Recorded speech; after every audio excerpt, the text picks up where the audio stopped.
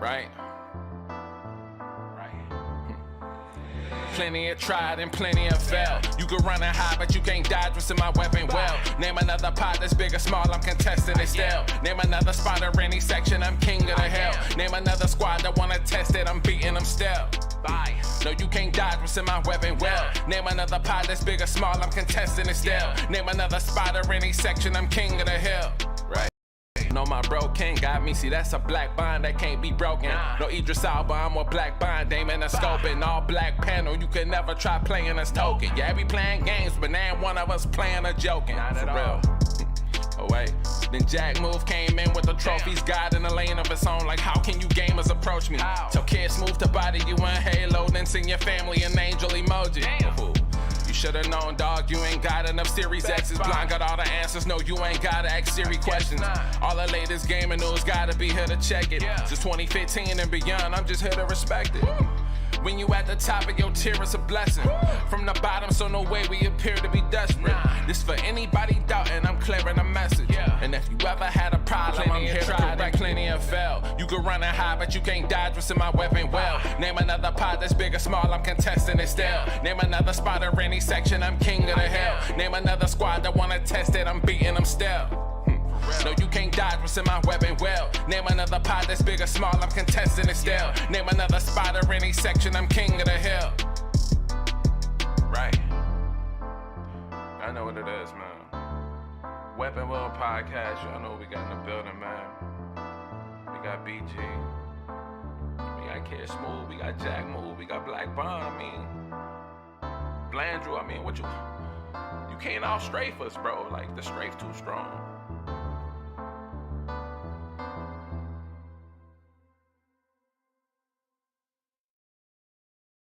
Yeah. Yo. I think they're trying to. I wasn't even watching that type shit. That's how I see the excuse coming in. Excuse coming in. Microphone check. Chat. Here he is. Boo. Well, speaking of check, I'm about to check both of you because my platinum's just unlocked in Elden Scrolls. First platinum ever. Congratulations. And I feel useless. Andrew, can you take the turn down your mic just lightly because you be like peaking. Sometimes you be peaking. We good? Still too high? That's way too low. Now. You're too low. I can't believe. How about now? That's fine now. Yeah. I can't believe people out here actually collecting trophies like this. It's not a rewarding experience at all. You get any trophies in Elden Ring yet, BG, or no? Have you? No, not yet, but I've been playing it. Okay, so don't worry about me. I'm just asking the question. Why are you so? Do you have any? Right now? Do you have any trophies in Souls games at all? How about that? Actually, I do. Which ones? Demon Souls and Bloodborne. You beat those? I got trophies in them. That was okay. I don't care then. Don't speak to me. You asked. I don't care. Ooh, you beat both of them. Tony? I don't care. Yes, sir. Got the platinum in Bloodborne and everything. I ain't get the platinum in Demon Souls because I ain't feel like calling up Blaze 4K, but hey, that's so calling them up for what? Hey, VG knows.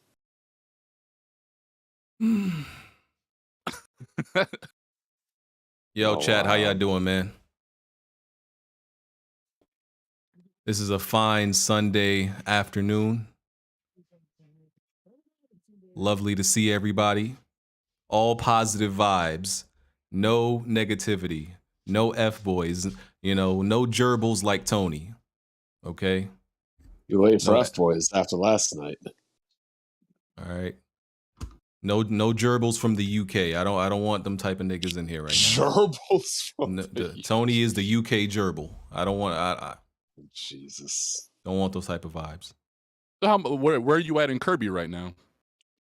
I'm still very early, like an hour in or something like that, because I just beat Tiny Tina, so I wasn't really. I pretty much demoed Kirby, and I beat Tiny Tina. Because the thing you learned to do just last week. Remember when you admitted that playing one game at a time was amazing? The thing we've been telling you to do for years. No, I said I was telling him to do. I said I was able to beat more games doing one game at a time. Not word? The superior choice. Who's been telling you to do that?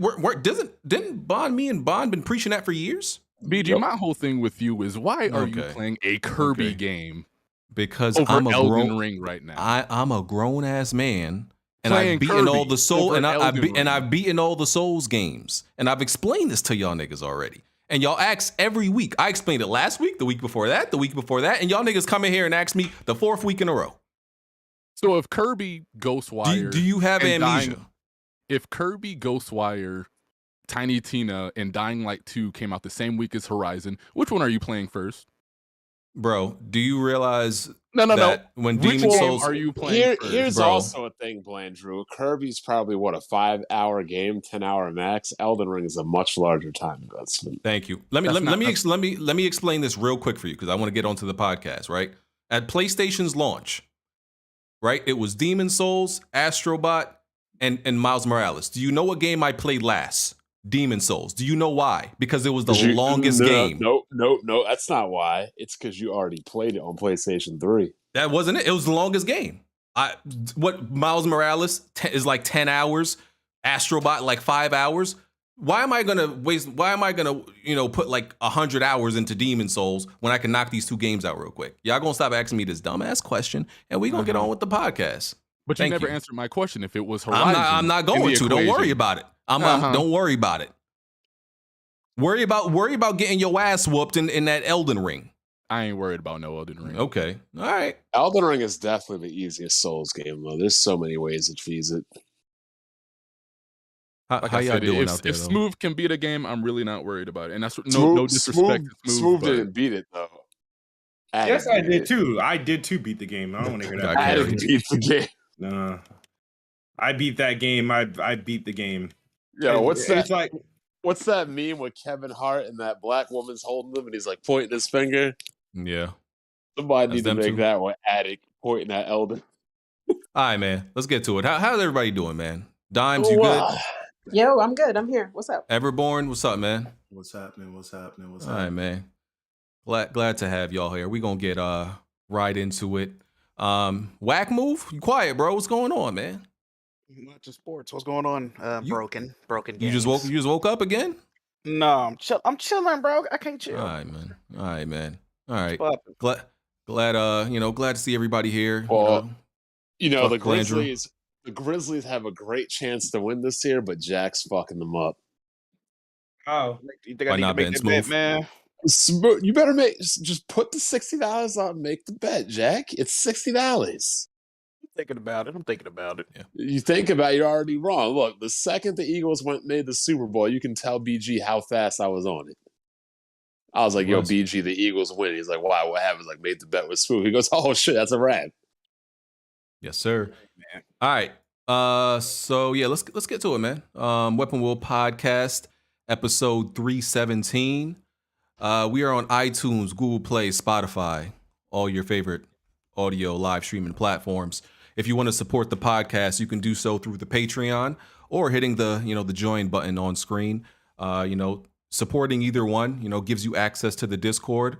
Also on Patreon, y'all know we do the After Dark, where you get four extra shows a month, essentially for $6. That's for the low. That's cheap. And anybody can tell you After Dark is very entertaining. That's where you get to ask us any question. Doesn't matter what it is, we answer it. And some of y'all really take y'all liberties and be asking us the wildest questions. So shout out to y'all.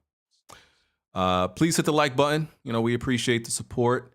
And if you want to submit a video to be featured during the podcast, link is in the description for that and everything else. So let's get to these intros. Start with our guest. Dimes, how are you doing? Good. I'm thankful that you had me on the show. I know we've been trying to do this for a little minute. Mm-hmm. But happy Sunday. I'm good. I'm getting my ass beat in Returnal. That's something I've been working on. So okay, you doing a tower?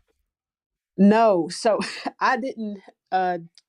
Strict, y'all know I'm strict, but Strict got me the game, and we've been playing co-op. Okay. And the co-op is a lot more challenging than just a single player itself. So it's been a task, but we made it to boss 4. So now we have biome 4. We're about to push on through. Got you. Okay. Our other guest, Everborn, was good, bro. What's happening? All right, man, we good, man. Glad to have you on. I'm out here stuck in Elden Ring on the fire giant.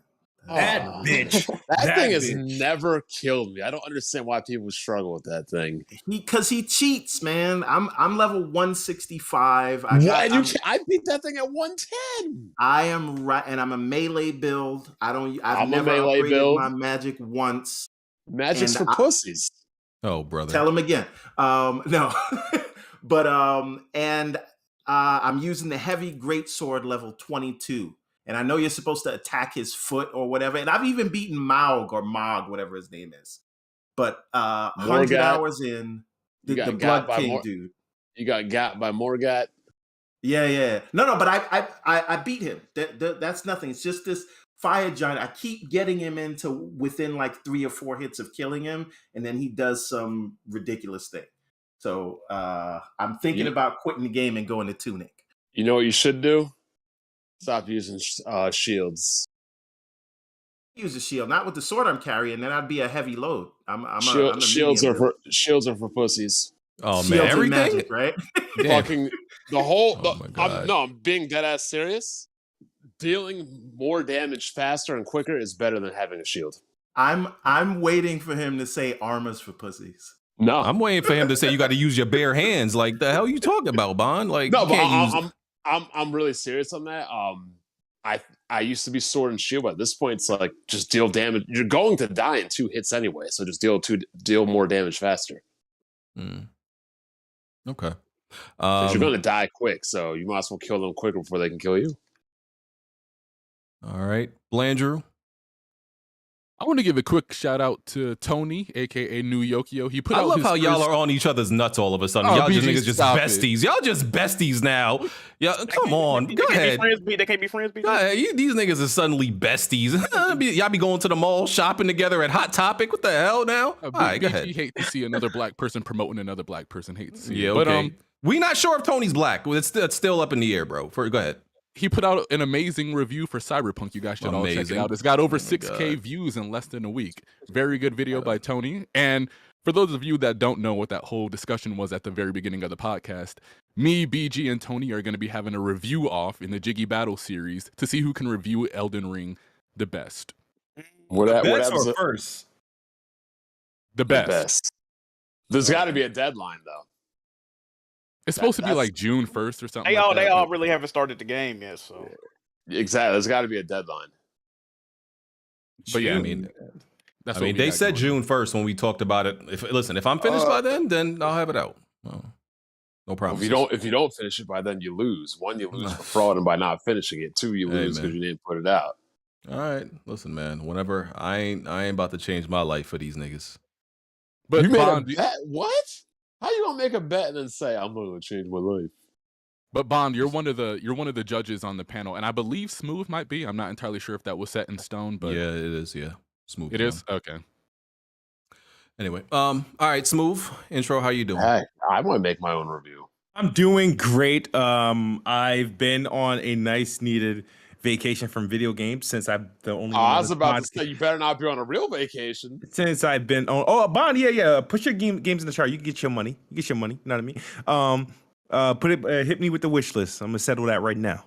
And then taking since I'm like one of the only 2 people that have beaten Elden Ring in this podcast, so I've been taking a break from video games, and just enjoying the show. But welcome to another Sunday, another episode of Weapon Wheel Podcast. I am happy to be here. All right. What level were you beat the game, Smooth? 166 or 167. Y'all dudes like massively overleveled.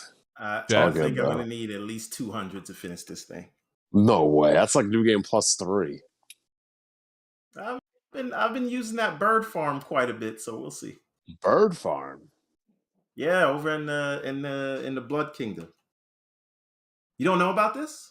13,000 every like 15 seconds. Bond isn't a farmer. Kill shit.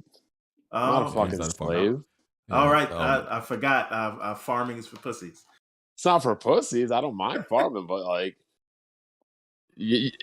look, the simple strategy is this: you're going to die in 2 hits.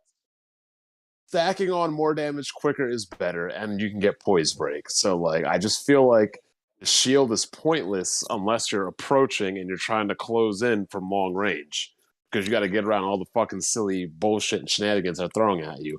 Outside of that, when you start attacking, you look. I'm looking at my weapons right now. I got dual blood whips plus 25. I got 2 pairs of dual twin swords of the Godskin Peeler and Eleanor's Pole Blade. I got dual Rivers of Blood, dual Morgoth's Curse swords.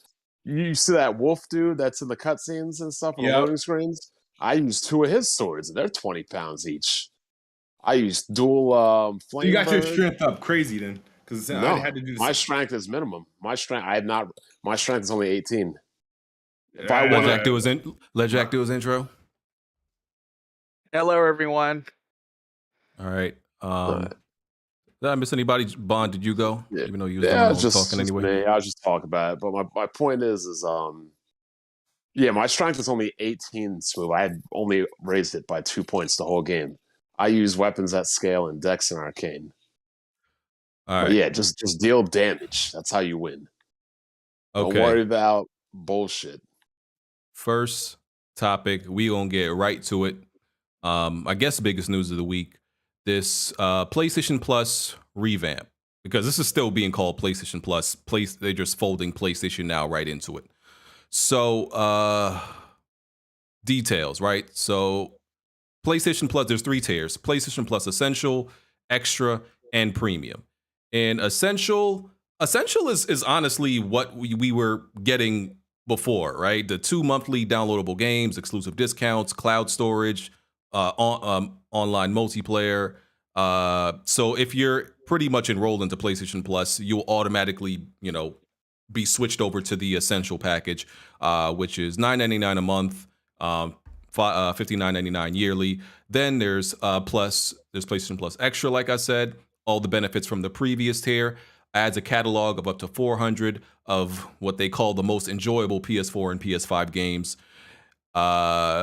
first party and third party, and that's $14.99 a month and $100 yearly. And then finally, there's PS Plus Premium, all the stuff in the previous tiers, but now you get some PS1, PS2, PSP games.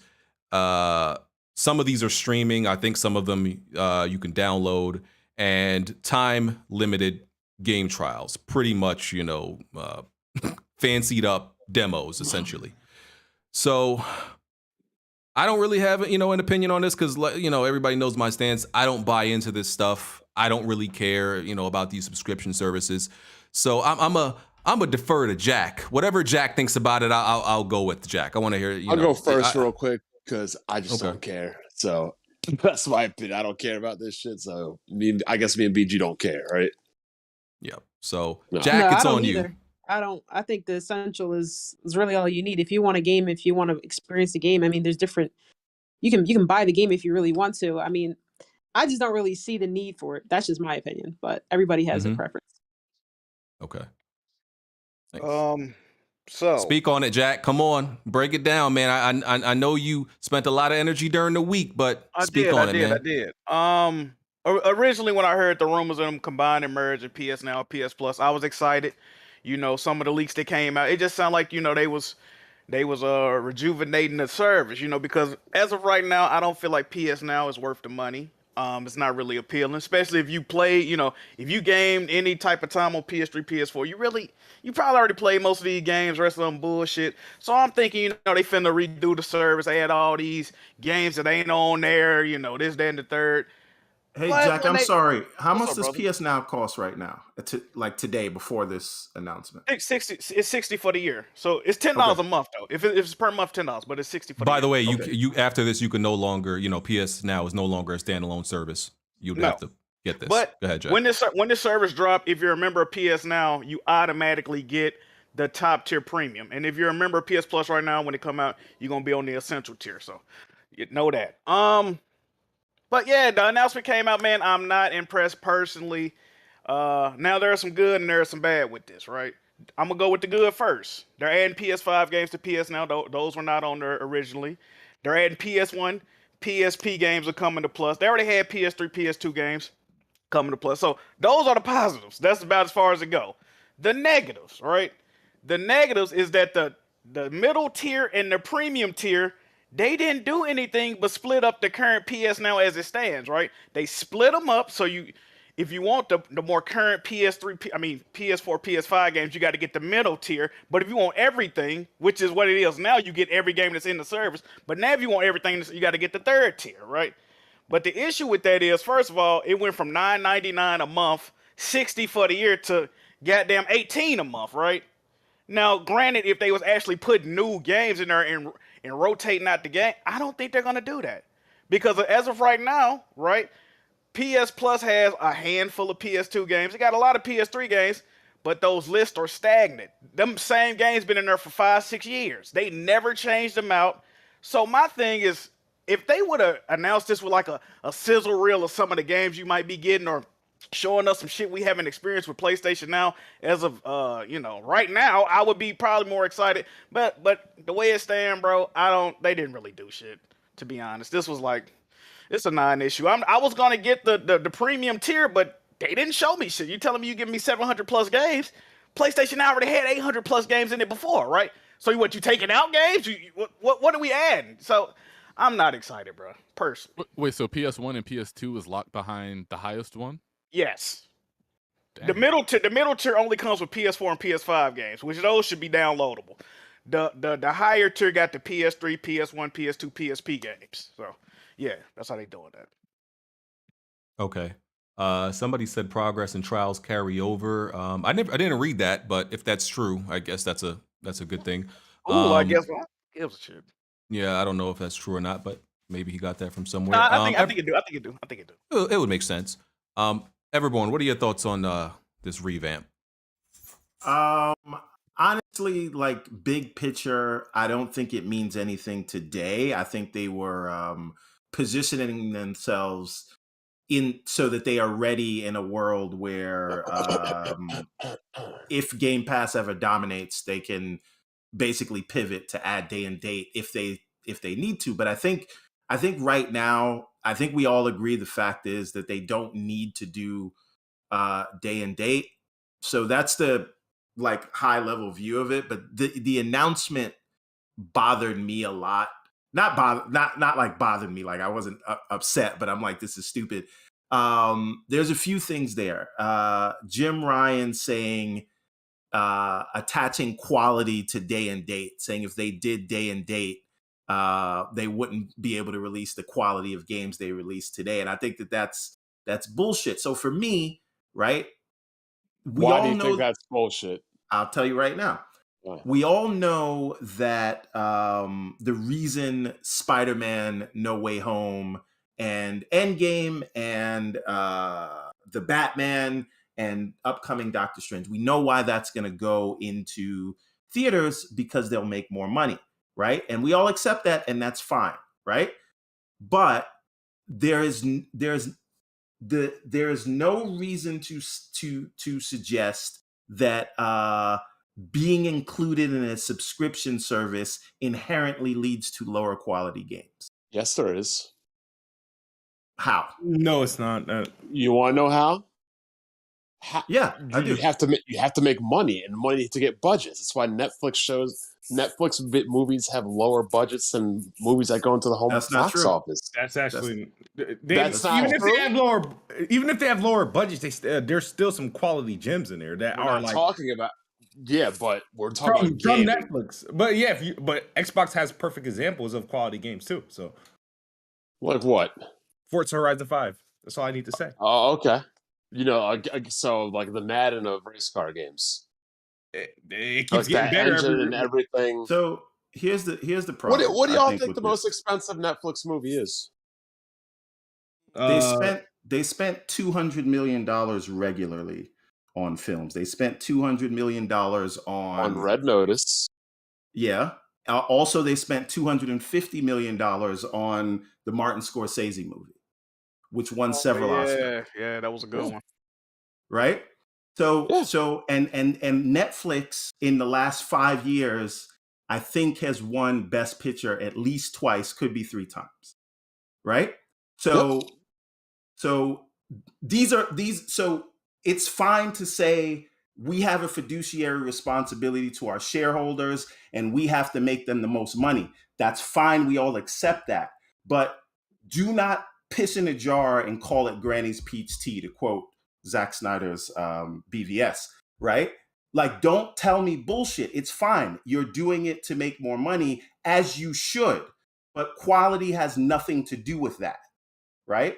They will make more money by not doing day and date. That is all. And again, totally fine, right? My biggest issue is, like I said, was him saying we can't do it. And how many times does Jim Ryan have to tell you this is our strategy or this is why we're doing a thing, and then everyone runs along with it, and then they completely change course? Jim Ryan usually says what he needs to say in the moment. So that's the quality issue. My other issue with all of this is they are charging, if you pay month to month, $18, right? And to me, they've really made no commitments as to what is going to be in the service, when any of their games are going to come. Because if they said, okay, $17.99 and all of our games 6 months from the day they release, they will go into the service, I'd be like, okay, right? But they won't even tell you that. So whatever they're going to put in the service is what they feel like. And they feel like for the privilege of being one of their customers, you should pay $120 a year or $18 a month.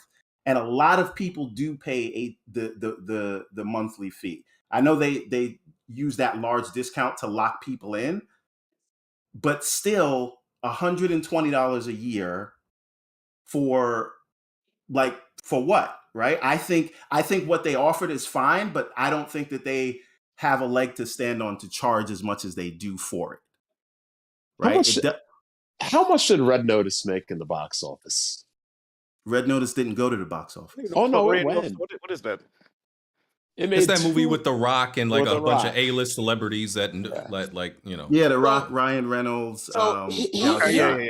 Here's the issue. That movie made like $2 million in the box office. Here's the other issue. If every let's just say hypothetically, if every TV anybody owned could play the same game the same way, that'd be one thing. But the problem is to play a video game, it's not as simple as turning on your TV and subscribing to Netflix. It's not as simple as owning Game Pass and playing games. You either have to invest in a gaming computer or an Xbox, which is something that not everybody has. And another thing, it may not make as much money overall, but on average, it has more mass appeal than video games. Okay. Everybody watches movies. But I don't think everybody. I think you're making the financial argument, which we agree on. Yes, and here's the issue.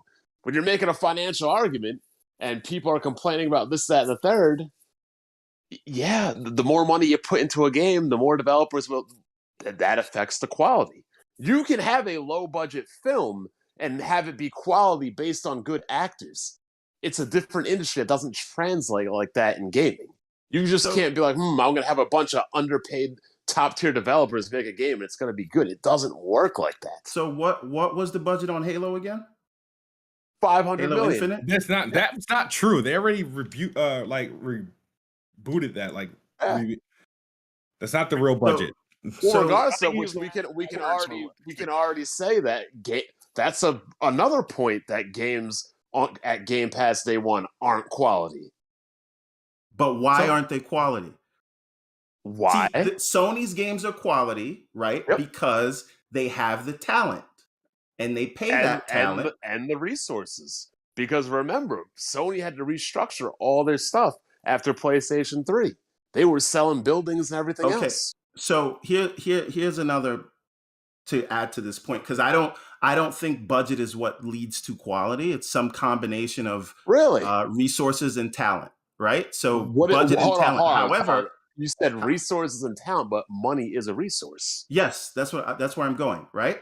So in 2021, of their $25 billion that they made in revenue, 23% of that was from boxed and digital sales. This doesn't include microtransaction, right? But that 23% is every game that was sold first party, second party, third party, right?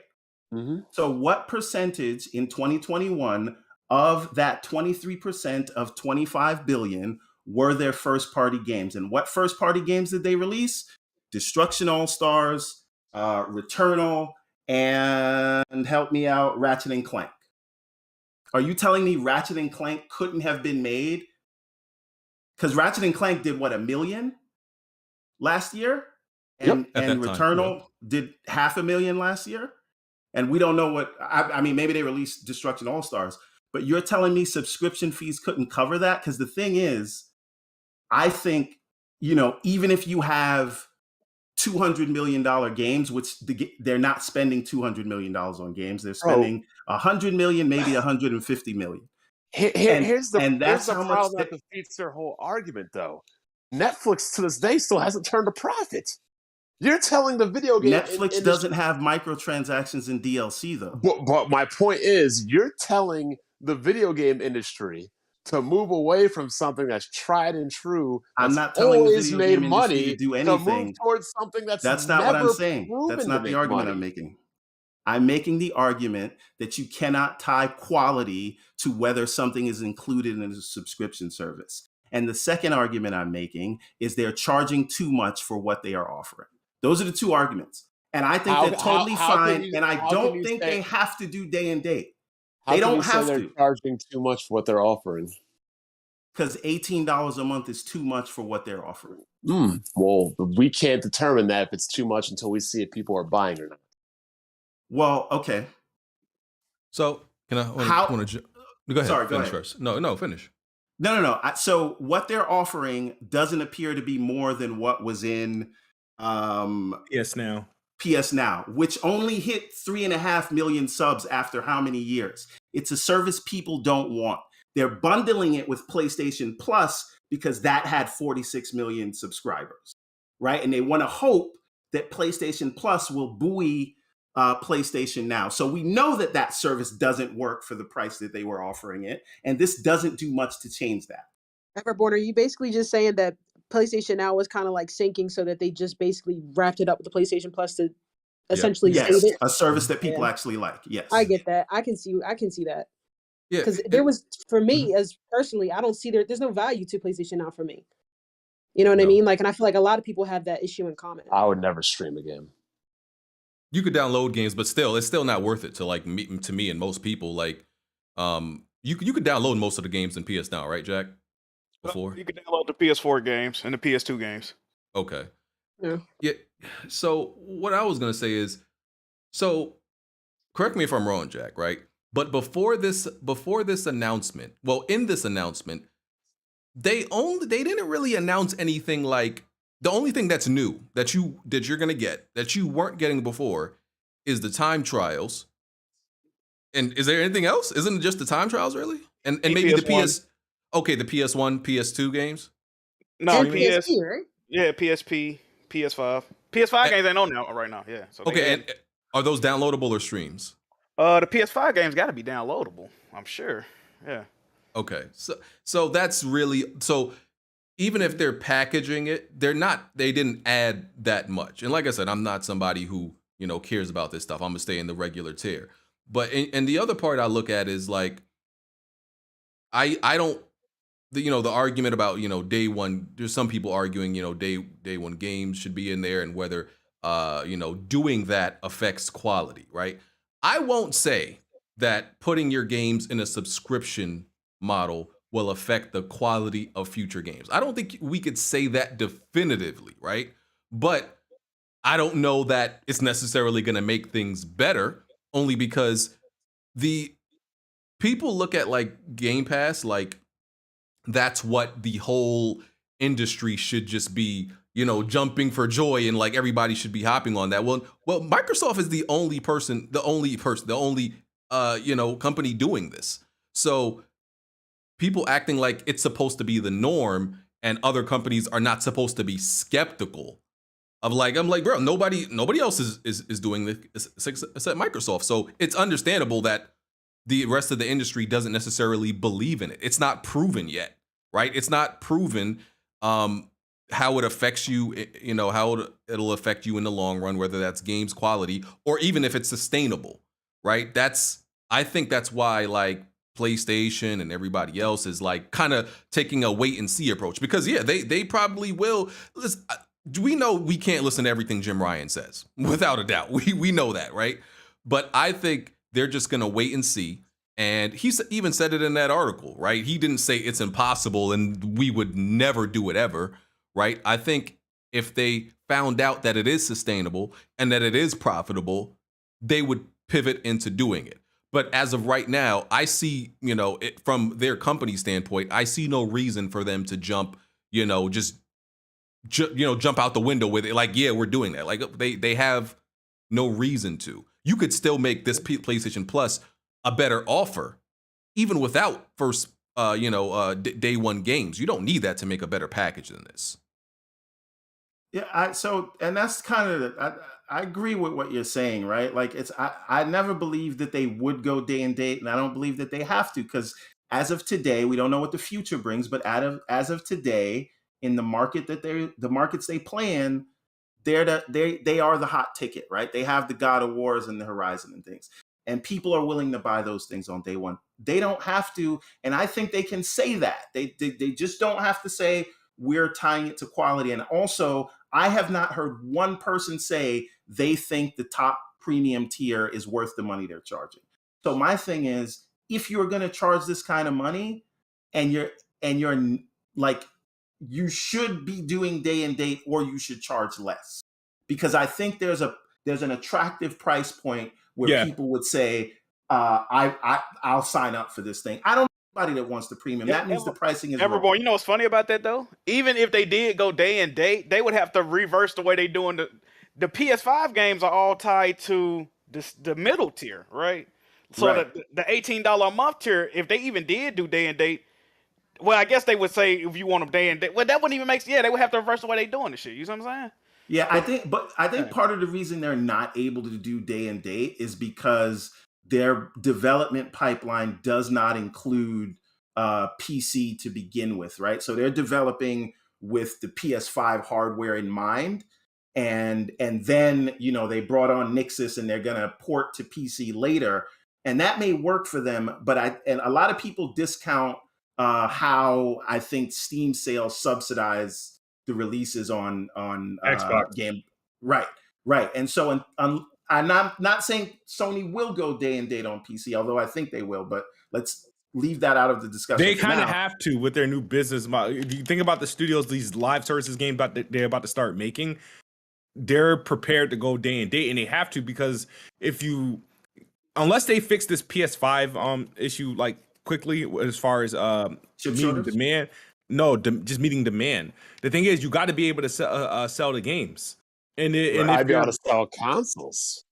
Yeah, but you can't. But you can't sell the consoles if you don't have them available. So that's what I'm saying. That's what I thought that's what you were saying. Yeah. So the thing is that I think it'll be PC day and date on more, not all their games, but a lot of their games that they got in development is going to be PC day and date probably well before they start doing day and date on their subscription services. Here's the thing, Smooth. We only need one game that Sony has made to be day and date, and you know what happens, right? Tell them what happens, Jack. What happened? Oh, you don't remember that bet? And everybody's going to ask for everything day and date. No. If one game Sony makes hits day and date PC and PlayStation, Jack has to give me all of his PlayStation stuff. You got to show me where I said. I don't know where I get bet from. I got that bet. That bet supersedes all the kids' Smooth bets. No, I do remember Jack saying he would quit gaming and give it all away. I never said. When did I say this? I'll give it all to you, Bond. Yep. I don't remember saying that. Like, what the hell? Yeah, but I remember when there was a game when games were going to come on PC. And I was like, oh, look, Uncharted. Like, no. I didn't say if they come on. I said they had to be day and date, not just release on PC. I was like, okay. I guess. I don't know, man. Yeah, and so I do think before we would ever see PlayStation Plus or whatever it's called day and date, I think we'd have to see PC day and date. So Yep. I think that Agreed. would be like a lagging indicator for service day and date. I agree. Yeah. The thing is, go ahead. My bad. No, I was just gonna say that. Yeah, if it's been years since PlayStation released their first game on PC, I don't remember. You remember what the first one was? Was it Horizon? Might have been Horizon. Yes.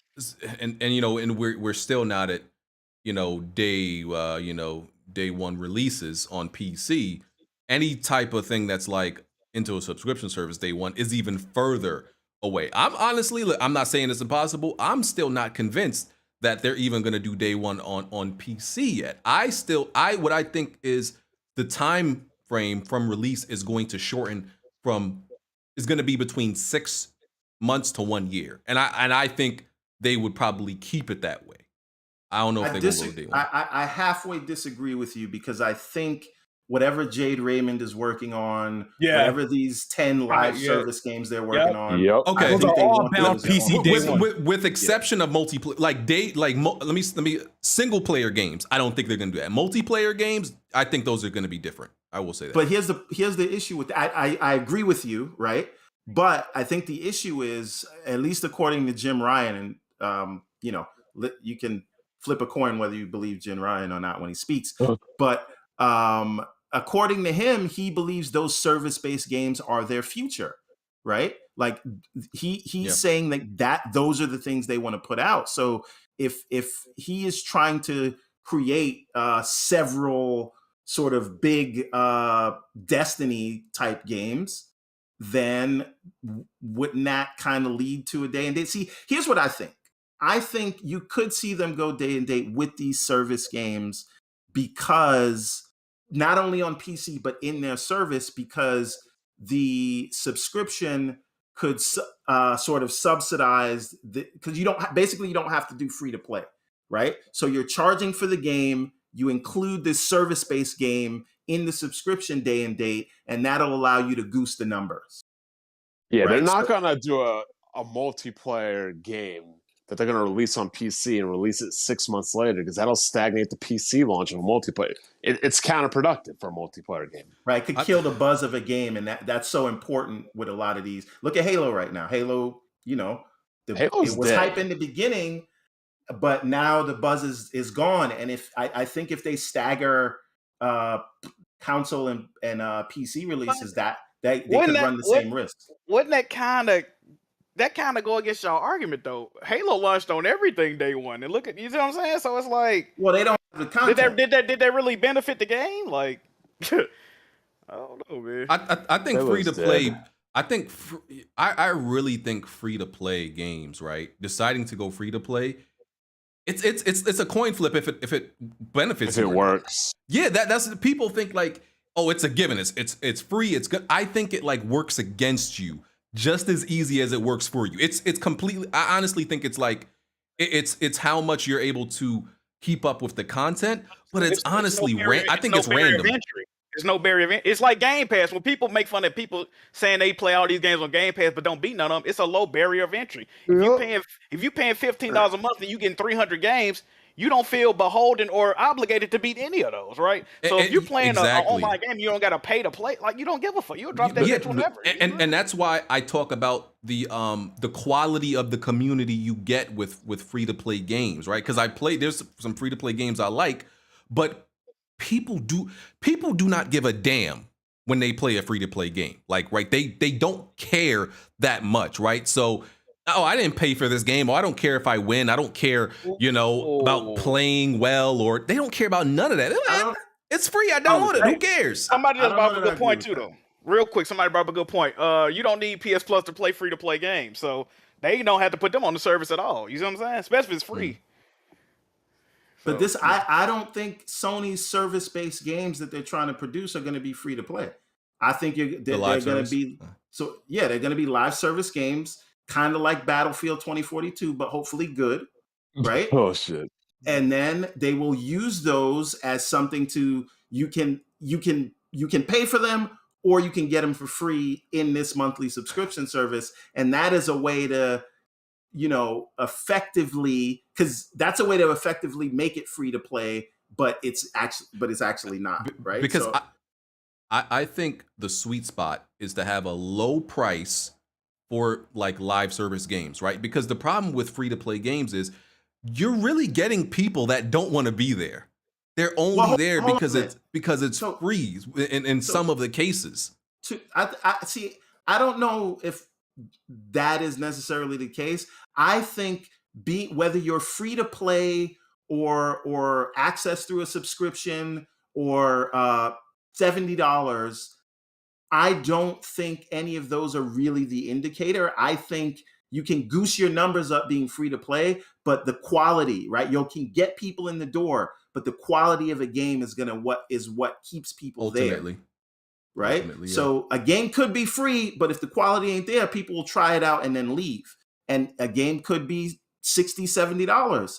And if the quality's bad, then they're not going to stay, just like if they got it for free. So I really think it's just about how sticky the loop is that they create and whether they can keep up with content.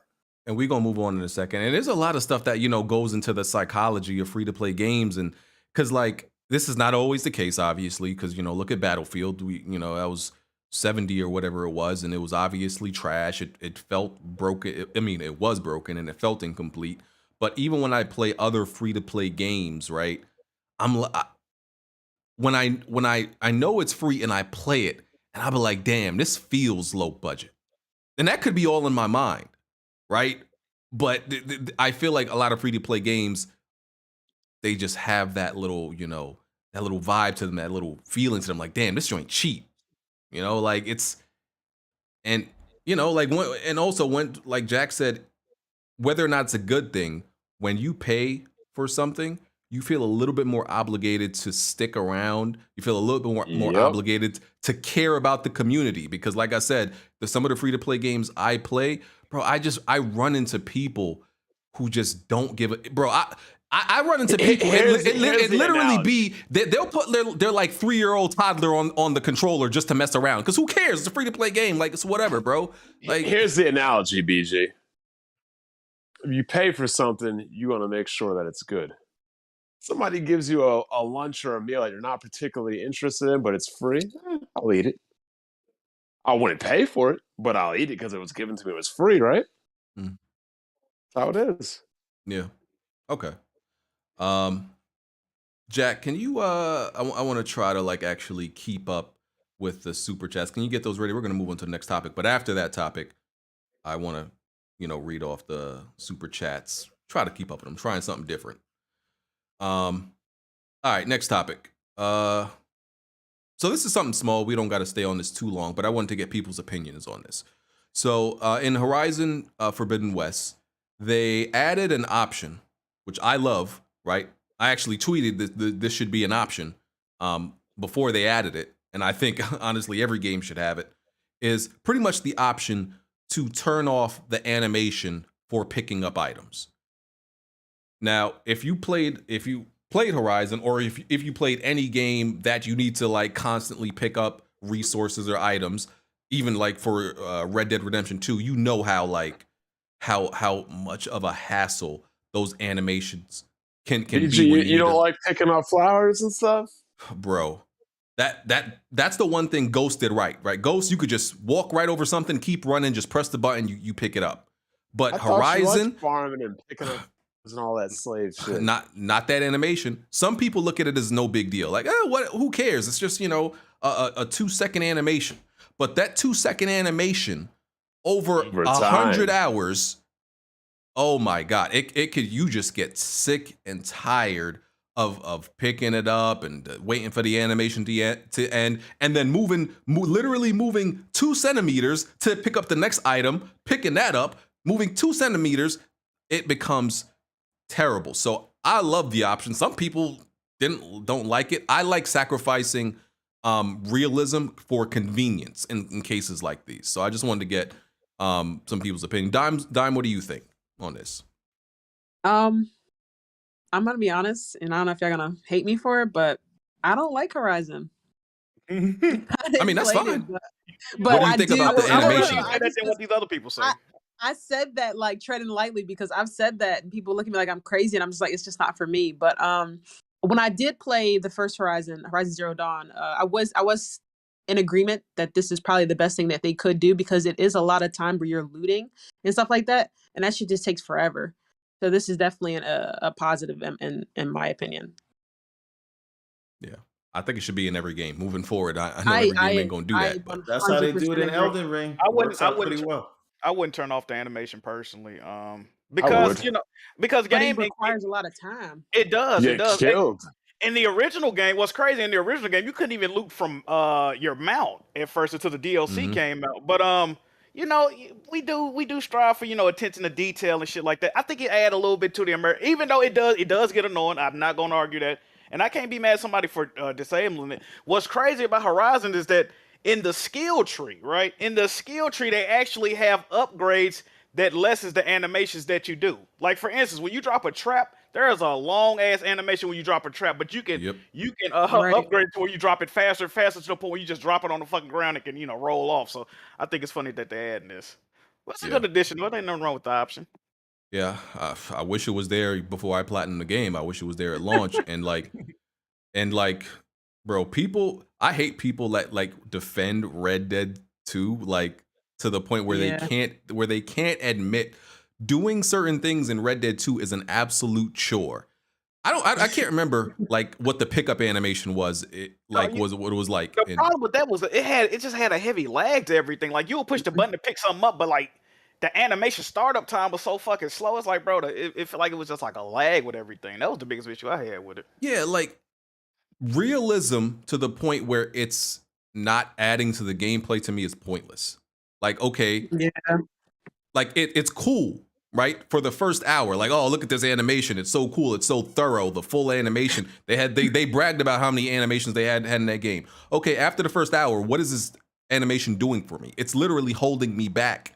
If anything, it's a detriment to the whole entire game. So, but people be, trying to die on that hill about Red Dead 2, which I love the game. Did you activate that? I believe it's a option in The Last of Us as well to where you can just walk over shit and pick it up automatically. Did you activate that? I'm not sure. I think that's an accessibility option. You could do that. Well, I was about to say this sounds like an accessibility option. Yeah, pretty much. Hey man, I love it. Now I'm looking at every other game differently. Don't have me picking up every little thing with an animation now. So you don't want that extra level of detail? Man, not when it comes to picking stuff up. Everything else, yeah. We know Xbox games, they can't even like put clips into the gun. They'd be reloading invisible guns and shit. Let me talk about that, BG, because if you talking about realism in games and whatnot, a game like Resident Evil 4 in VR, which just came out not too long ago, you actually have to manually reload the clip. Like basically in real life every time you want to load your gun up. What you think about that? Is it fast? Like, is it like boom, boom? Like, I just know you gotta actually do the animation. Like, you gotta grab the clip, put it in the gun, cock it, all type of shit. Like, every time you want to shoot, like that. It sounds good at first, but then you probably get tired as hell doing that. Like, it's probably cool as hell the first time you do it in VR, especially. But yeah, my hands probably gonna get tired. I'm lazy, so the gimmick of that probably wears off for a while. I would have to like try it out first. I haven't tried nothing. Sounds like something Jack would need though. Oh yeah. Oh. Yeah. Shit is crazy. So yeah, just wanted to get everybody's opinion on that. I got a question. I got a question for Doms real quick. Doms, how does it feel to actually be honest about your opinion on gaming, right? Because most people that don't like Horizon, they just beat around the bush and I'm gonna get around the finish. I'm gonna play it. They just shit on the game the whole. It's like, bro, you don't like the game. It's cool, bro. Ain't nobody going. And honestly, and I kept my word. I was telling somebody else previously. They were asking me about it, and I said, you know what? I said when I played the game at that time, it was a different point in my life. I said I just didn't have the time for it. I said maybe now that I'm a little bit older, I got the time to actually dig into some of the games that I want to dig into. Let me try it again. I tried it again and I was like, yeah, this ain't it. Like, it's just not for me. And I think it was just the whole dialogue. It was very slow for me in Horizon Zero Dawn, and I couldn't get past it. See, I'm fine with that take. I can feel that. I'm fine with that take, Jack. You see, but everybody else, the way they be trying to, you know how they be trying to finagle it, and So I mean, just be real. I haven't played Forbidden West yet because in the lead up to it, I was trying to finish Zero Dawn. But Zero Dawn to me, and I this is no fault of the game, but I think it felt like a chore because I was so hyped to get to Forbidden West that I'm like, let me just run through this. I don't care about anybody's side quest problems. I just want to run through the story. And then Elden Ring came out, and I've been caught up with that since then. So, and that was the other thing too. It's a lot of side missions, and I was getting so distracted. I'm like, wait. Let me get back on track. You know what I mean? Like, I just was overwhelmed, honestly. That's a majority of the game, to be honest, because even in the second game, the main game is only probably 18 to 20 missions. Like the majority of the game is the side quest. Like, yeah, the main quest. I think ain't the main quest like maybe 11 or 12 main quests? It ain't that many missions, bro. And then there's like 30. I feel like there's like 30 side quests. Yeah, that's the game or more. Yeah. But I guess it's supposed to be. It's meant to be that way, just for like exploring and things like that. So I get it. I respect that. Yeah. I think most games are like that now. I just beat Tiny Tina. I looked at I looked at my list. There's literally 10 main missions in Tiny Tina. Literally 10, and like BG, why are these games coming out now on Switch? Oh, brother, ask Blanchard. I heard this was I want to play Tiny Tina, bro, but like I need that price to come down a bit. Yeah, I understand. I understand, man. Hold my tongue on these comments now. No, somebody said 17. 18. It felt like less. I don't know. Okay, Jack, you got the super chats up? I do got the super chats pulled up. All right. So, super chat break. We got Gideon Inc. He said, if they can't make money, they can't keep up the quality. All right. We got Neo Wise. He said, you get 1,000+ games for the premium service. It's 700 before you get an additional 300, which are from PlayStation, PS2, PSP games, and they're all downloadable. We gonna see, man. We gonna see. We got William Aguilar. He said, there are more games coming in PlayStation Plus Premium than what is currently on PS Now. They are adding tons of PS1 games, and there are only 3 PS1 games on Now, Final Fantasy 7 through 9, 30 PS2, and 0 PSP. PlayStation Premium will have a lot more than Now. We gonna see, man. We gonna see. We got Andrew Wilkins. He says, Everborn's a true Xbox fan. He deflects, damage controls, creates false narratives to make PlayStation look bad, and he's from Boom's pod. Remember when Boom came on here and said he's a neutral? Xbox fans are all cap. You want to say something? Man. Why they going at my guy? Why they going at you like that, bro? He paid $10 for that. The show appreciates your donation. Hey, shout out to the donation. All right, we got Shot Red 555. He said, as a gun guy, it's called magazine, not a clip. Laughing emoji. There you go. Well, he ain't from the hood, but neither am I. Yo, people with guns just be waiting to correct somebody about the magazine and the clip. They just be waiting, dog. They be thirsty. That's like dudes with the 4x4s that just wait for it to snow. And run over. Oh shit! No, my God. That's it. Though. Yeah. All right. Let's see where we going next. Let's get this out. Did anybody play this Weird West game? Came out in Game Pass, right? I played a little bit of it. I played a little bit of it. All right, Smooth. You know what time it is. Come on, man. Oh man. I played a little bit of it. It's like a tabletop, like top-down RPG game. Mechanics are pretty decent. Like I haven't really like dove too deep in it. What's the synopsis? What is the game about? I don't know actually. All I right. really couldn't tell you. What it's about. Good review. But it takes place. But it takes place in the West. It has pretty good mechanics. Oh, word? For the type of game I couldn't figure that out. Yeah, couldn't figure that out from the title. Yeah, pretty good mechanics for the type of game it is. From the little that I explored of it. But yeah, that's all I got. It's in Game Pass. Check it out. But I got not much to do to say about it because I played literally about like 35 minutes just to see what the hell it was. I wanted to play I wanted to play this game and it did look intriguing, but once I saw that this game got like 0 voice acting and like Yeah, it's a lot of reading. just paragraphs of fucking dialogue, bro. It be just stacking on top of each other. And then the HUD look like a fucking MMO the way, bro.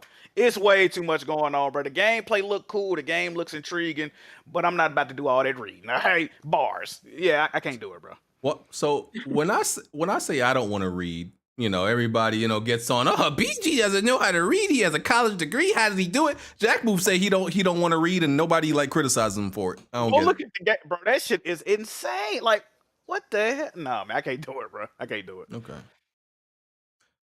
All right. Nobody else played it, right? No. Nope. Okay. All right. Let's move on. Fortnite has a 0 build mode now, a permanent one. No building. I've been on that shit. What do you I wonder how that works. I could actually play that now. What do you think, Dom? It's so fun. Like, I'm not even gonna lie to you, and I've been missing like a shooter, just because COD dropped the ball, and I mean I don't really play much COD, but the game itself is just, even just to like the animations and everything like that, like it's a smooth game, and I think it runs in 60 FPS. Huh? 60. Yeah, I know it runs at 60 now. Yeah, it runs at 60. So, and it's smooth, like it's super, super smooth. But just the fact that there's no build, that's where it comes into just it being like all tactics. You know what I mean? Like there's no building. You can't really get out of situations in terms of putting up like 600 stairs. So I like it. You know what I mean? It gives you that real like boots on the ground feel.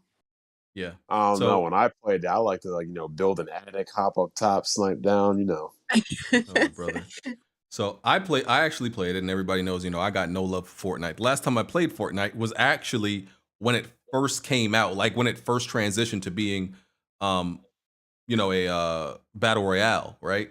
And first, the first thing I noticed was like, obviously they put a whole lot more money into the game, because even the run animation, they redid all the animations in this game from when it first came out. So they really reinvested their money back into this. Right, everything just looks, way better. And I played this, I went straight to this 0 build mode, and I'm like, I remember years ago I was saying like, they should have a mode for that, and people called me crazy because all these weirdos were in love with building this Bob the Builder ass shit, and I was like, I want a no building mode, and I liked it. Right, I don't like the game enough to keep playing, but now I don't mind the game. It's fun. It's people can't run and hide, and as soon as they get shot, put up a whole castle in front of you and all this dumb nonsense. And, they actually had to rely on, like gun skills and all that. And I enjoyed it. And it was funny because some people seem to be lost without building. I swear to God, I seen a dude, like, I'm pretty sure he tried to build out of instinct and realized he couldn't. And I killed him. I'm pretty sure that's what happened. And so I think it's a great mode. I think that game is just better without building.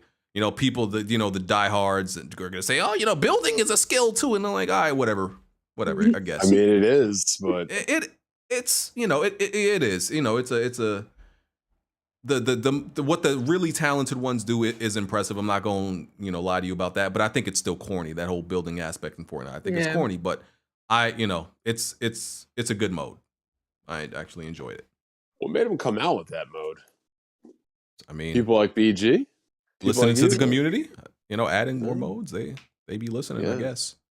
So why won't you start playing the game more often now, BG? Seems like it'll be up your alley. Third person shooter, online, competitive. What's the issue now? It's you don't not like the chug jug? What's the problem? It's just not that. It's just not that fun to begin with. Like, it's a better mode. I mean, it's a better because there's no building, but it's not something that I find like, oh man, this is just so much fun. It's not that to begin with anyway. So it's just not it. You know what type of games. You know what type of games I'm looking for, Jack. Stop playing with me. Do it now. You do. I don't think we know. Yeah, y'all know. All like game BG coming in. I ain't looking for this one. I'm looking for that next one. I'm like, all right, bro. You know the type. You know my my type, Jack. You know my type of multiplayer game, bro. All right, dog. So, not this goofy shit. So, why you ain't playing it, Jack? Hop on, bro. I wouldn't mind checking out some Fortnite, man.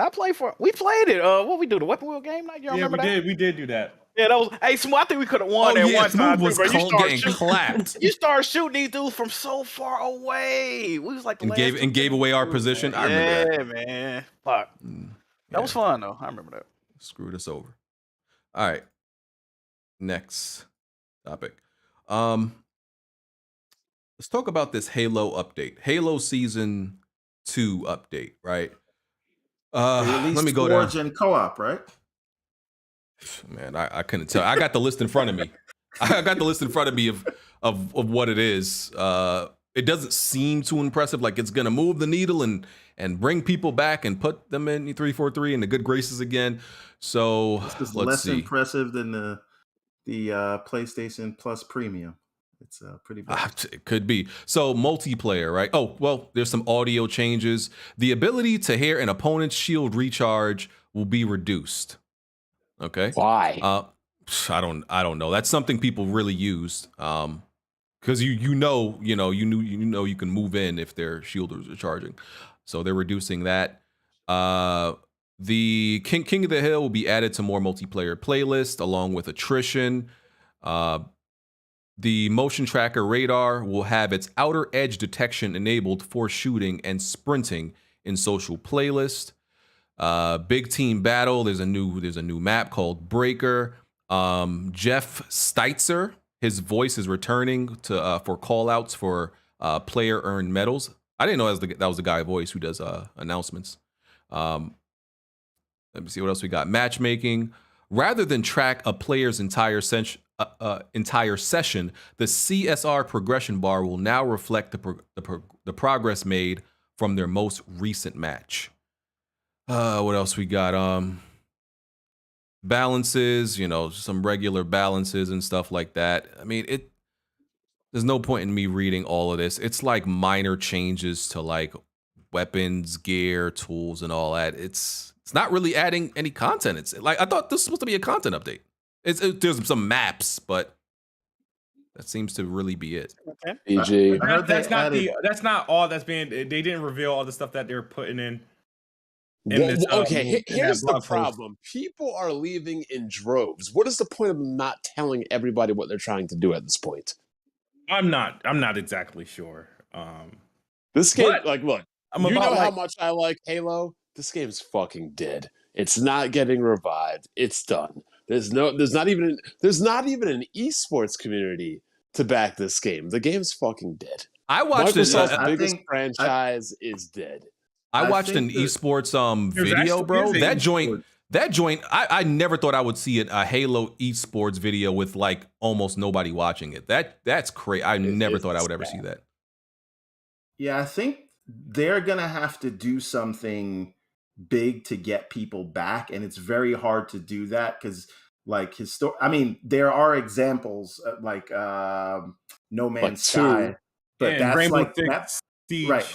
But those may be the exception to the rule. I do think they have a chance, but I think the only way they're going to get people back is with like a big kind of story content, I think that'll get a lot of people back, and if they hopefully get their act together on co-op and Forge, they have a shot. But it's a hugely uphill battle for them. But I do think once they get Forge out, like this sucks to say, but it's almost like the community will do their jobs for them, right? Because I think a lot of people will be building their own maps, and so they have a chance. But again, it is they would be added to the exceptions. It's not going to be easy, but I do think they'll get a lot of people if they do some kind of new campaign added to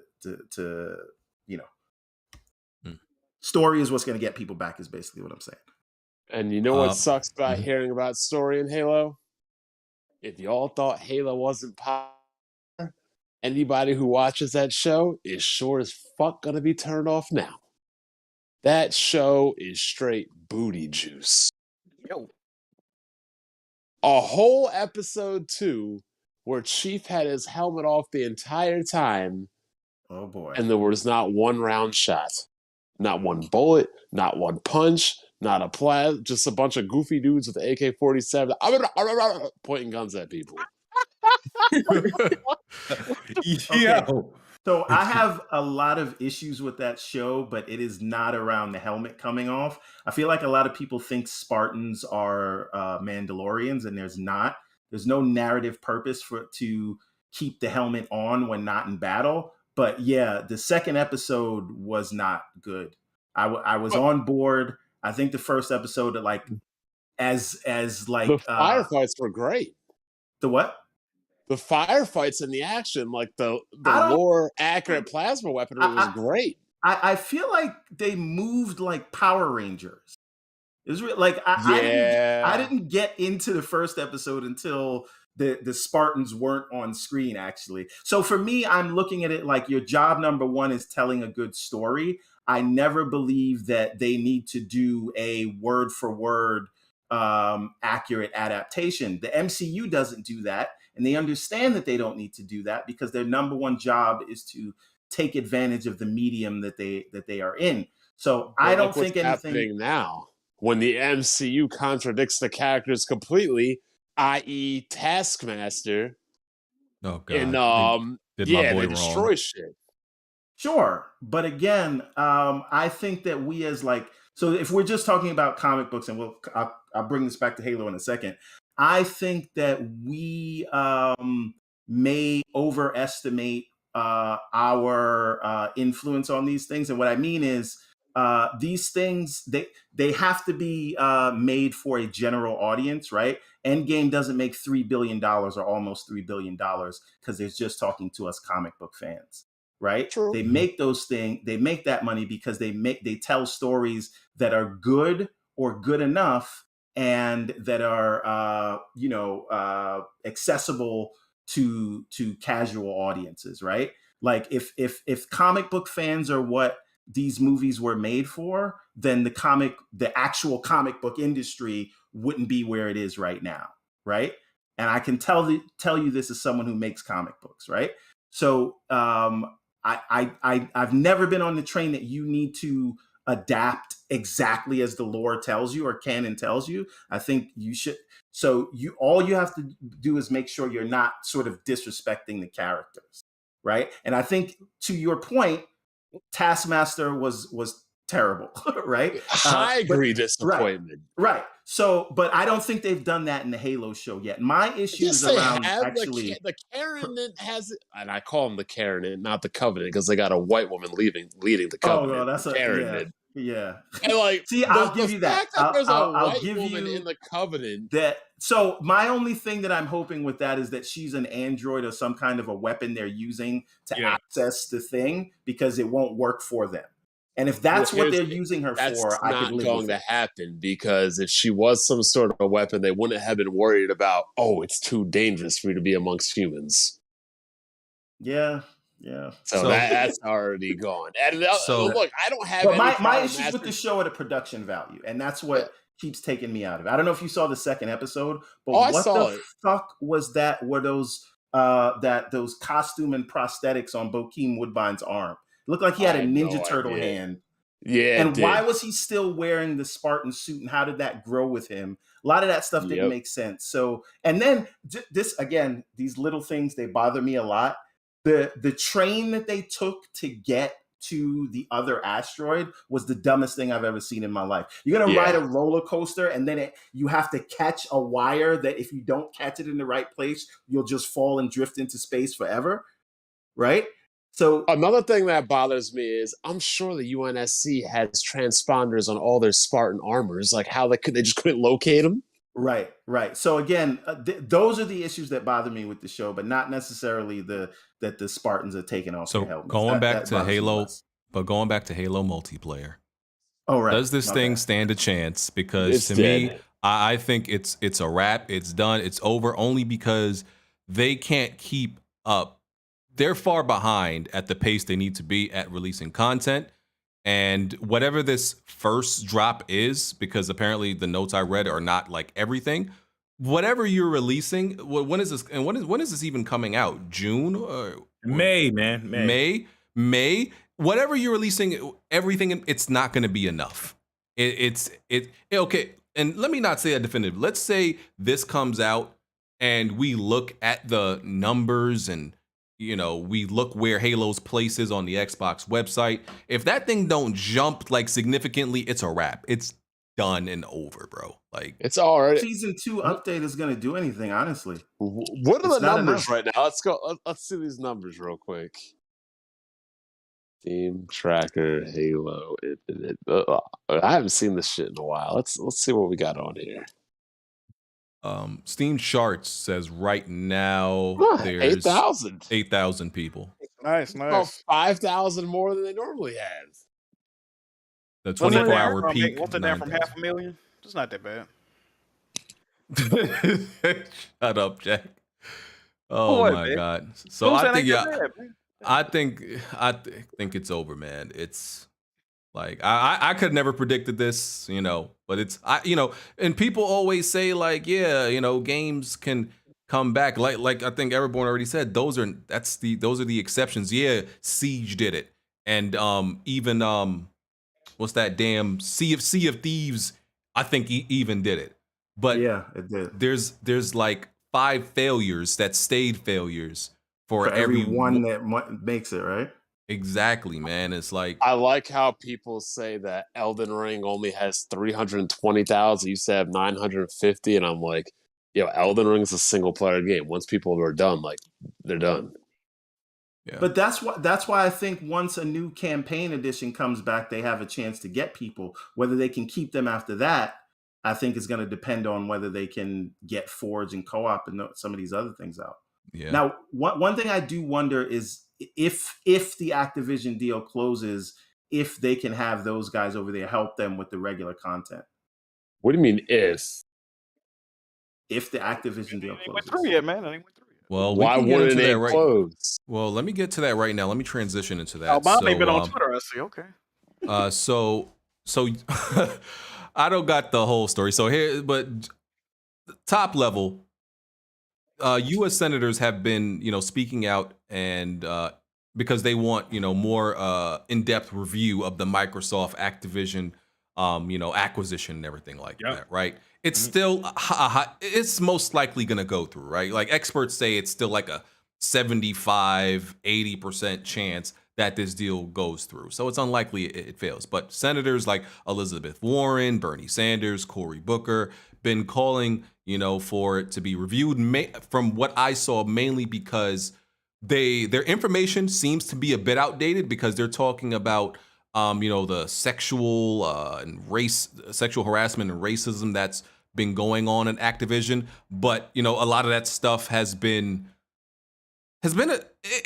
addressed, I would say. I don't know if we could say all of it is being addressed, but that's what, Microsoft's goal is. They're trying to address all that stuff that Bobby Kotick ignored.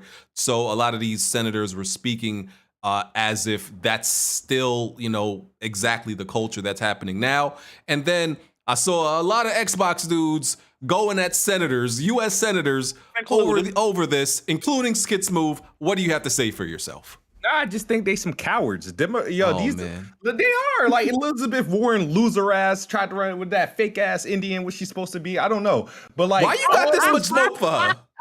Because all these cowards, all those cowards talking about on Twitter, BG, all those attacking senators. Yes, all those cowards that was a part of that letter are all losers. Can't win shit. They all lost. They're all losers, and the fact is that they're U.S.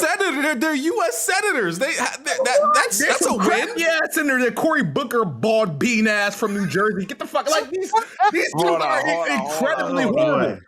Move. Why? This. What? Why does this upset you?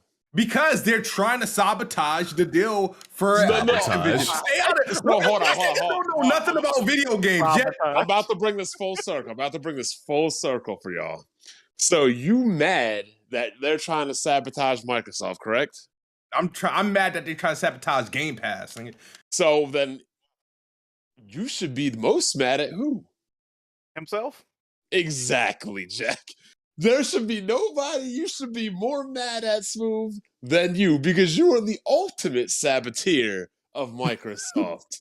The second you started getting hyped over that announcement, and I'm like, oh, well, you know what? Smooth hyping it, Smooth excited about it. I mean, shit, we've seen games get delayed like 2 days after Smooth saying, oh, I'm looking forward to this game. I'm like, oh, that game's a flop. But Smooth, they're just doing their job. No, they're not doing their job. They have no leg to stand on. Oh, they literally have no argument on this case at all. You even said the information they're utilizing is outdated. But I don't think they're actually trying to stop the deal, Smooth. I think they're just trying to, they're just trying to be thorough. And honestly, trying to lose another election. It's a little bit grandstanding, but there's a political element to it. They're doing this for their politics, but that's their job. But go ahead. Yeah, go ahead. Bro, if I was a politician, I would just hire Smooth to say, look, we're going to lose this election. Yeah, so here's the thing. And Hogue Law did a really good 35-minute explainer on this. He went through it line by line. So they're not asking the FTC to kill the deal or stop it. They're asking, and it is sort of grandstanding, but what they're asking is to make sure, they're asking the FTC to make sure they scrutinize this deal, right? And the thing is that under the premise that they're asking them to scrutinize it under is under a law that has not been passed yet, right? The FTC, as it stands today, is reviews these kinds of deals based on whether they will lead to a monopoly or whether they will increase prices for consumers. They're not really looking at it in terms of what it will do for employees today. The law that Senator Warren and Bernie Sanders and Cory Booker and White House are trying to pass would basically give the FTC that power. And they wanted to bring attention to that, so they use this deal. And listen, it's a $70 billion deal.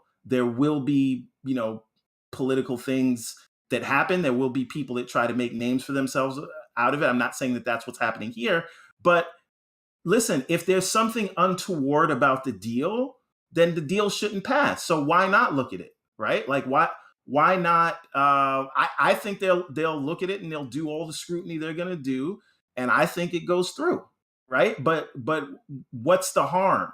Because if they find something that's like something that would stop the deal from going through, then why would you want the deal to go through? I guess.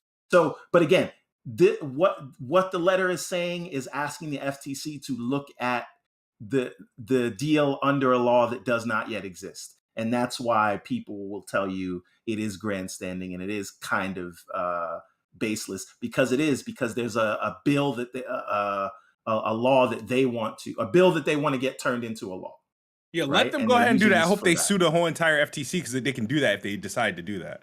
Smooth, have you ever called up your congressperson in your state? All them whack ass motherfuckers, y'all. About what? What did you complain about? I'm you know curious. What they did exactly the opposite of what Smooth complained about because they knew if they appeased Smooth, they're gonna lose the election. I'm interested in hearing what Smooth complains about to his congressperson. What type of things upset you? I told the motherfuckers to get rid of tolls. That's it? Just get rid of them? No biggest beef I have in New Jersey right now. And you know what they did? You know what they did, BJ? They raised the fucking prices. Tolls. Exactly. This nigga Smooth messing it up for everybody. and you know what? That's part of the reason. I think I told you this. Why I'm moving out of Jersey to PA. Remember, I told you I'm paying $85 a month for work. Thank you, Smooth. You owe me more. You owe me more fucking money. This motherfucker be fucking everything up. Everything you want. Everything you're for, that everything is going to happen the exact opposite way.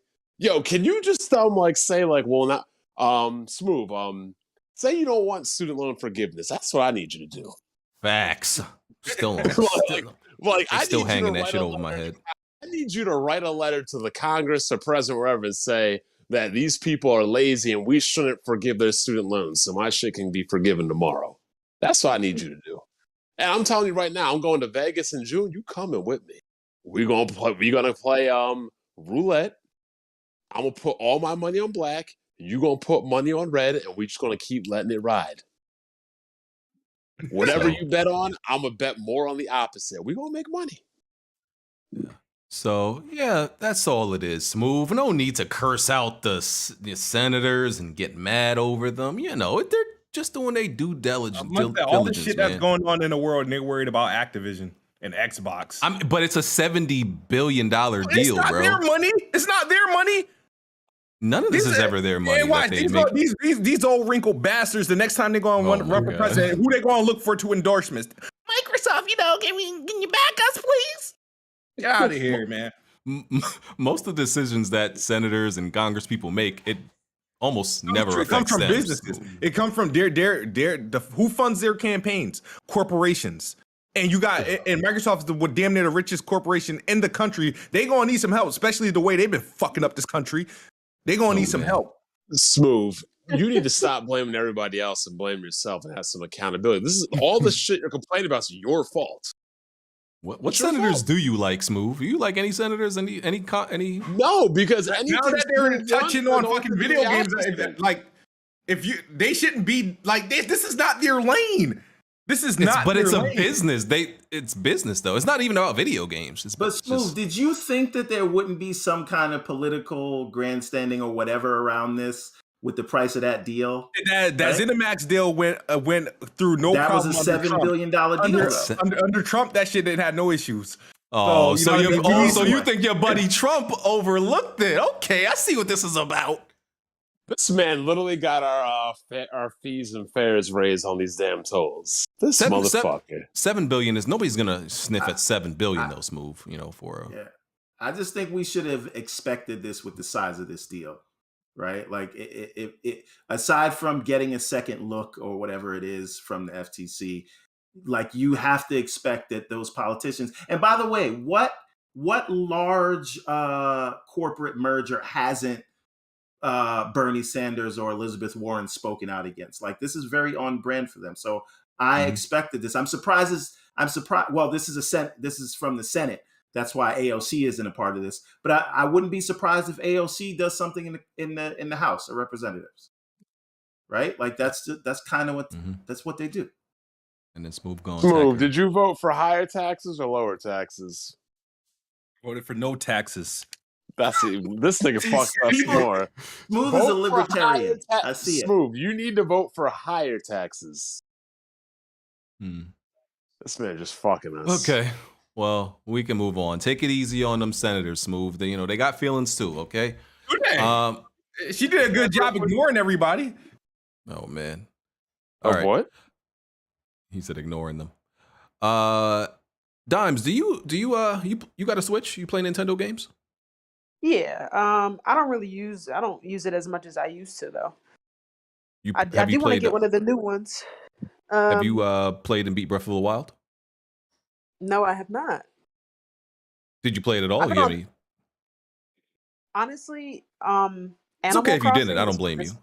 No, Animal Crossing takes up like most of my time when I actually am. Okay. On my Switch. Okay, because we just got the news. Breath of the Wild 2 was delayed. I think most of us could predict. Me like that, BG. I think most of us could predict it wasn't going to come out this year. And I was going to go to you, Blandrew, because y'all noticed that Blandrew, when it's other topics outside of Nintendo, he's got nothing to offer, nothing to say. It's okay, Blandrew. You hold your value when it comes to Nintendo games, Nintendo topics, I guess. I'm playing Elden Ring right now. Oh, okay. The first boss. You beat the first boss yet, BG? No. Okay. You beat the first. What was the boss name? Shut up. Probably wasn't even a boss. Probably wasn't even a boss. Anyway, Breath of the Wild 2 was delayed. How are you feeling? You cried? No, this is something I've been expected when they first announced it. I didn't expect it to come out this year anyway, so I never added it to my 2022 list. You were talking about the endless summer of fun and miraculousness and all kinds of craziness.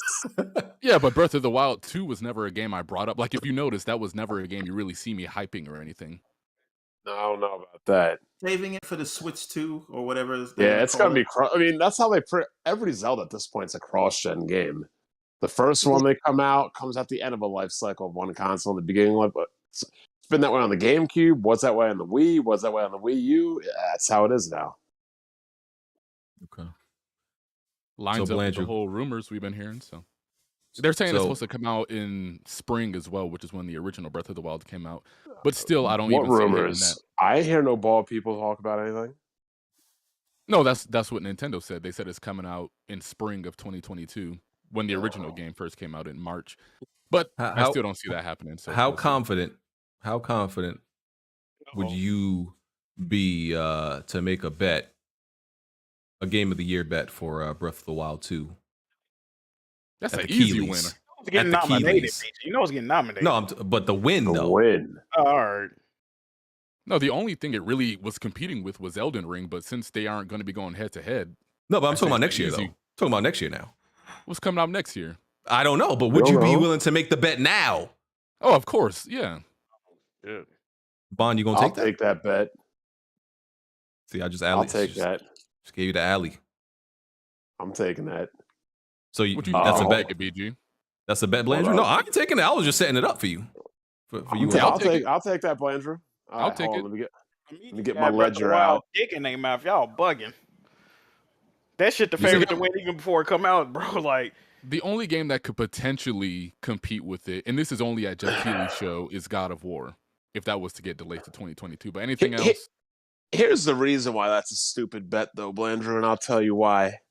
While it may be the favorite to win, it's literally the field versus one game. It's like Tiger Woods back in the day. Yeah, Tiger Woods is the best golfer, but are you going to bet Tiger versus the field?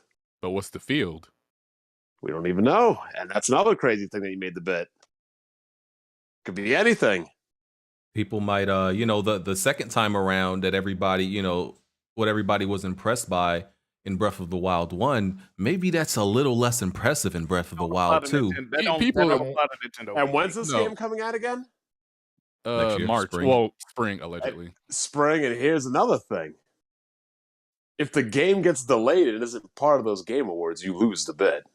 It'll make it. I'm not worried about that. I think that happened to Smooth, didn't it? Halo wasn't going to be nominated. Yeah, but the way people talk about Zelda and the way people went crazy over Link just falling out the sky, you think this game is like the underdog or something. This is the clear favorite for 2023 right now. I would agree. I would agree, man. I smell an upset next year, man. I smell an upset in the air, bro. You think Elden Ring beating God of War, BG? I think God of War is has a good chance of beating Elden Ring. I do. I think Starfield wins it. Oh, brother, if you don't get your nut ass out of here, I'll take that bet, Smooth. Starfield game of the year. I'll take that. I'll take Elden Ring over God of War, BG. You want to take that, Smooth? I'm not making no bets. Go ahead. Starfield game of the year. You want to take that? I can't take that. I'd rather bet that God of War would do it if it comes out. So you got more faith in God of War than no. I need to will Starfield into freaking contention. No. You don't strategy against yourself. Okay. So you finally using your powers. Okay, I see. No, he already cursed it by saying it's gonna get game of the year. He already doomed it. It's done. But you can't reverse the curse. It's already done. But no, Blandrew, I'm not taking no bets. I'm not Smooth. Do we think Smooth, that, you ain't taking that bet? No, I'm not taking that bet. Starfield, game of the year. Come on.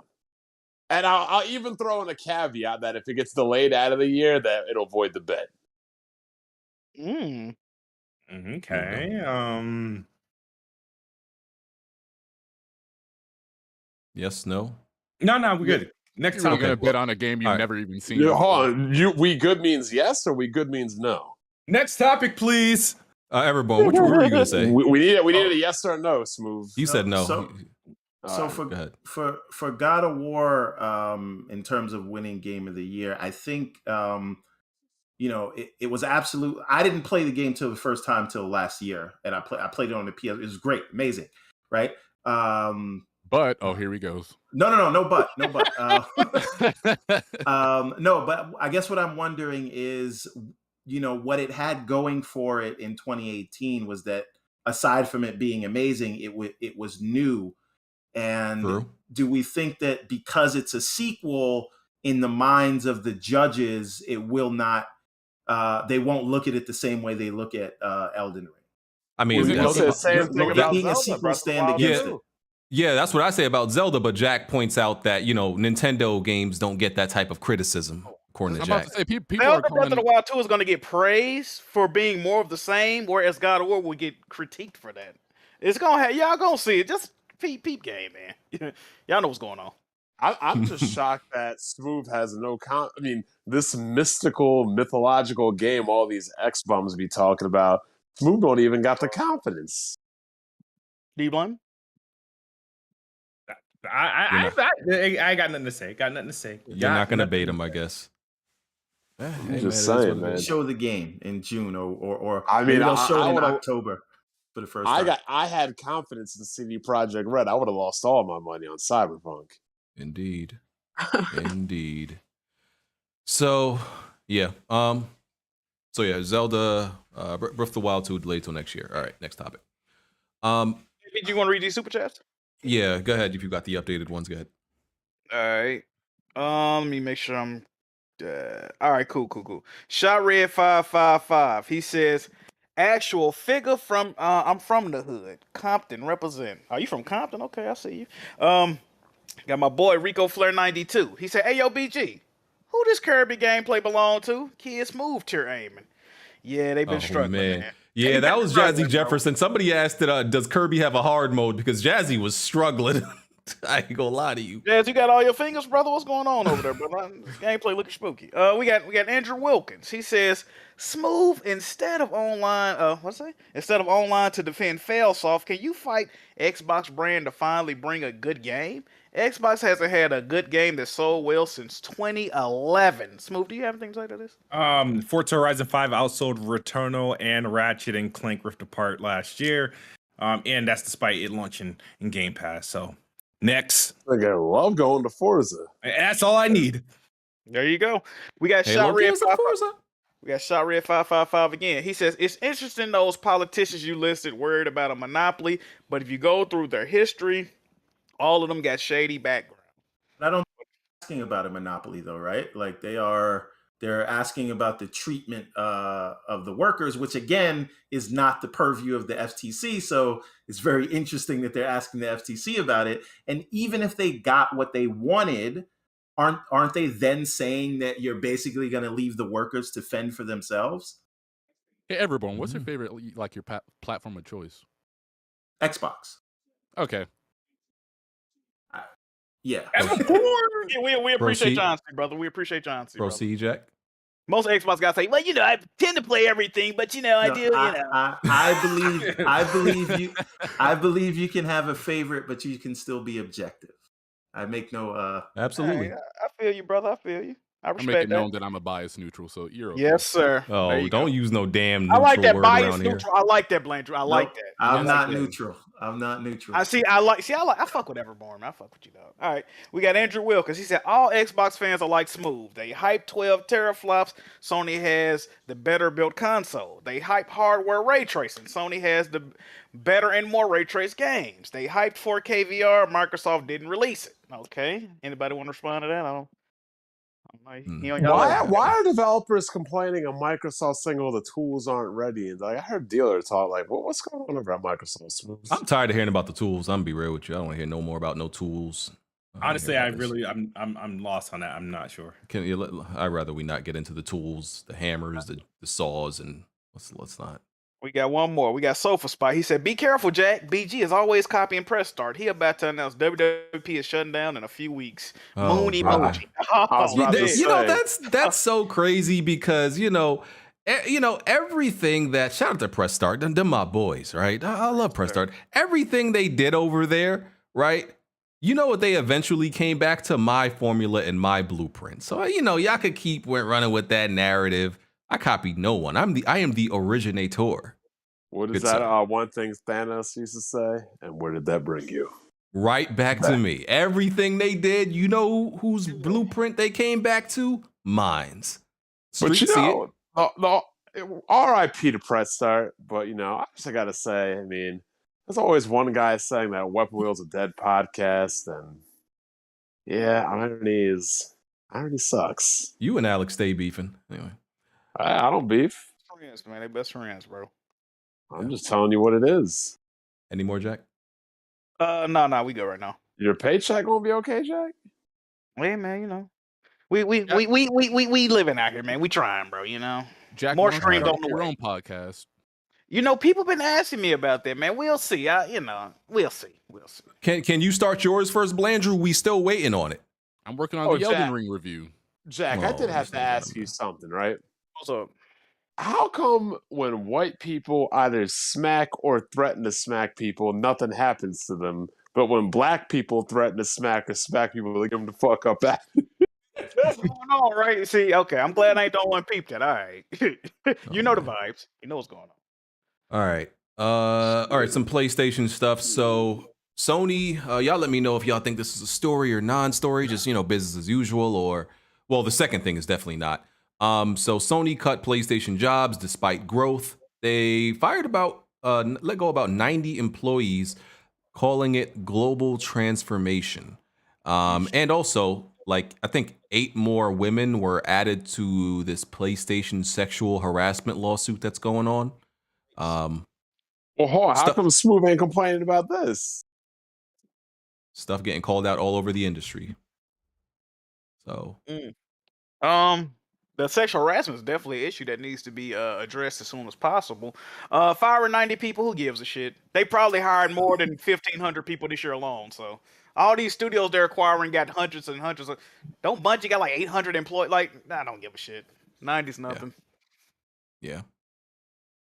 Glad you said it, Jack, because if I said I don't care about those 90 people going, say I'm cold-hearted. I don't give a fuck. I definitely don't care. People gotta cut the dead weight, man. You know the vibes. Yeah. I mean, there's never been more jobs available in the gaming industry, and anyone that worked at Sony marketing, I don't think is going to have trouble finding a job, right? So, and people leave companies every day. I don't think, and again, if somebody was affected by this and they're like unemployed now, I definitely feel bad for them. But these things happen, right? Sometimes there's redundancies at companies, and you gotta trim the fat. Microsoft's always hiring. They're always firing too. You be one of them 500 people working on Halo. That is something fire on your resume, though. You worked in PlayStation marketing and sales. Hey, man, you'll be able to get a job off that, I'm sure. Yep. Okay. Dimes, are you Twitter bios? Are you interested? It was cool. Are you interested in Forspoken? I've seen the gameplay, but for me, I'm not really interested. There's nothing that wows me about that game. When I see the gameplay, I'm sorry. It looks rough, right? It looks very, very rough. And what's rough about it? But the thing is I talked about this a couple weeks ago, I want to say, and I was just like, there's nothing like. I mean, granted, I didn't play Horizon Forbidden West, but even just watching that gameplay, I mean, there's a lot of wow moments. There's a lot of animations, there's a lot of cool things within the game itself, but watching just the gameplay of Forspoken, there was nothing that drew me to that game that was unique, in my opinion. Yeah. If y'all didn't know, Game Informer released some new gameplay recently. I will say that the gameplay they showed, I think, has been the most interesting so far that we've seen in this game, but it still looks rough. It still looks bad. We still haven't seen a good showing of this game, in my opinion. The frame rate always seems like it's running at 20 frames per second.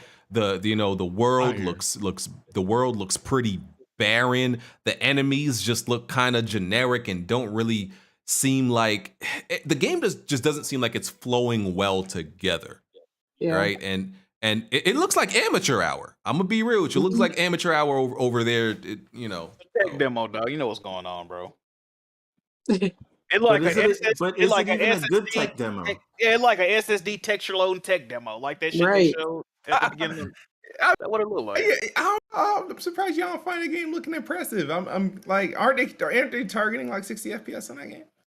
What they got to do with it being impressive? I mean, it just. I think graphically it looks impressive. It's a chick running around this empty ass desert fighting these slow moving ass bum ass. It looked like, you know what it looked like? It looked like a rejected Final Fantasy pitch, and they said, "All right, let's put a black chick as a protagonist and just call it something different." Like, what are we doing, bro? I don't see the appeal of it. You know what's crazy? I really be feeling like black protagonists just be getting like the short end of the stick and be put into like some of the bad games. Like there are black protagonists in good games, but like, man, I really feel like when I think about Prototype 2, Forspoken, and some other games, man, it's like, man, it's not looking good, man. It's looking, and okay, it got delayed till what, October, I think, something like that. Yeah. It's April now. And who's working on this? Luminous. I think Luminous. They also work on Final Fantasy 15 team. Final Fantasy 15, which a lot of people say is one of the worst Final Fantasies in terms of combat. So I don't know, man. It's just not looking great. So can I say something on this? Right, like I nothing grinds my gears like this sort of marketing driven representation, right? Like you're not gonna get brownie points from me just because you put a black face on something. Like if you're gonna try to sell me the game that is subpar, this is not about whatever the name of this game is. Forspoken. But I'm just saying in general. Forspoken or Halo? Forwoken. No. Because Halo got a lot of wild shit. It's not about being woke. I'm just saying, like, I see this too much where it's just like, hey, watch this movie or buy this game just because, you know, there's a person of color in it. And it's like you still have to make it good, right? And it's all, to me, sometimes it can come off like as an insult that if you're gonna, you know, use us because you want our money, right? But you're not gonna put in the other work necessary to make something you know, amazing. And Forspoken might be amazing, but it's just a larger issue around the marketing that I see, like the fact that they keep having to mention, you know, this is a person of color and this and that. And I don't think you have to do that, right? Like there's so many other examples of the character is, they just happen to be what they are. And you know, the story or the game is good, right? Like you don't put that in your marketing. That's all I'm saying. Because my thing is, what bothers me about this real quick is like, okay, they let's say this game is mediocre, right? And it doesn't sell. They're not gonna blame the game being mediocre, right? They're gonna look at it as, say it's because they use the person. It's a black. It's a black female. Nobody wants to play a game with a black female protagonist. You know, a black woman. That's not the case. If the game is good, ain't nobody gonna care. But if what you show doesn't seem to be good, people not gonna buy it. That's like that's what I don't like about it. Yeah. You know, so we gonna see, man.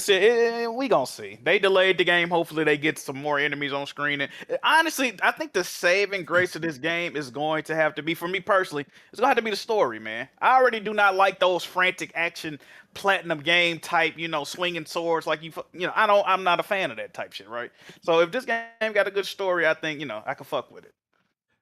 Just like a generic isekai anime, because that's what it seems like the story is.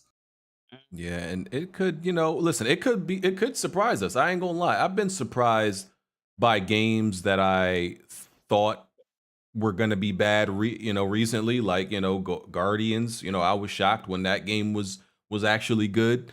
Ghostwire, I was shocked when that game was decent. I thought it was just, I didn't know what the hell to think of it. So, you know, I was surprised when those games turned out to be okay.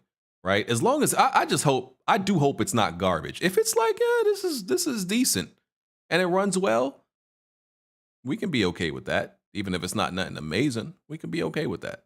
So, yeah, man, we'll see. Yep.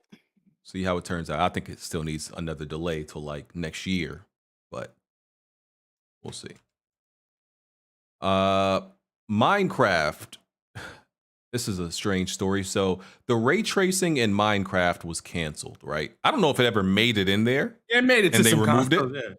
Yeah. Okay, because remember, this was when, during the promo of the new Xbox, they talked about, the ray tracing and stuff like that, and Minecraft was one of the biggest deals about it. So I guess, Smooth, you could talk about it. It made it into it, and now they're removing it for whatever reason.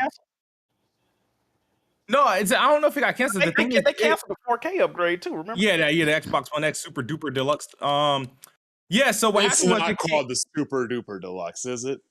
No, the It's Super original Duper graphics pack or something like that. Yeah, It's it was a probably pretty 4K stupid name. Minecraft. Yeah. Yeah, so that one they couldn't figure it out.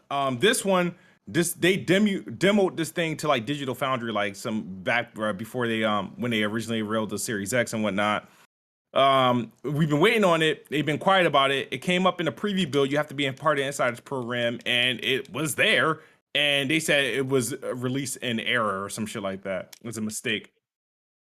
So the update is no longer available, and I don't know what Mojang is doing over there. It's probably the worst studio Xbox owns. I'm not even sure what. No, that's 343. That is not true. Oh shit! Believe it or not, 343 has released more games than Mojang.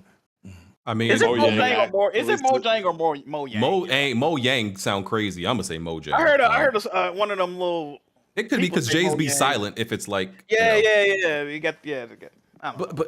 But they treat Mojang as like, just kind of Minecraft as a cash cow, because like, why do they necessarily even need to make more games if like, Minecraft is one of the most profitable games ever?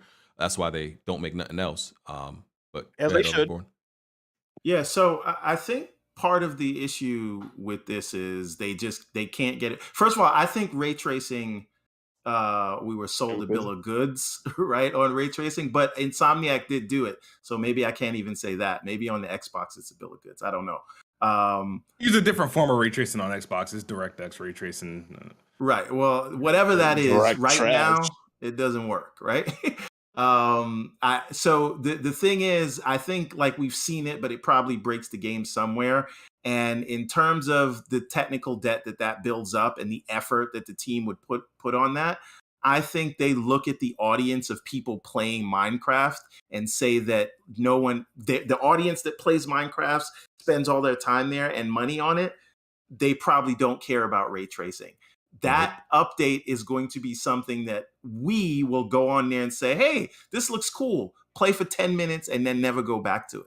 So I think that they're kind of making a calculation of, well, no one's really going to use this. So we should use the resources and budget that we have to, create features that the large player base will use. And it sucks because they showed it. So now, what do they say? You don't show a gun in Act 1 if you're not going to fire it by Act 3. Yeah. So they got to put it out, but I just think there's no priority on it because they're looking at what their players are doing.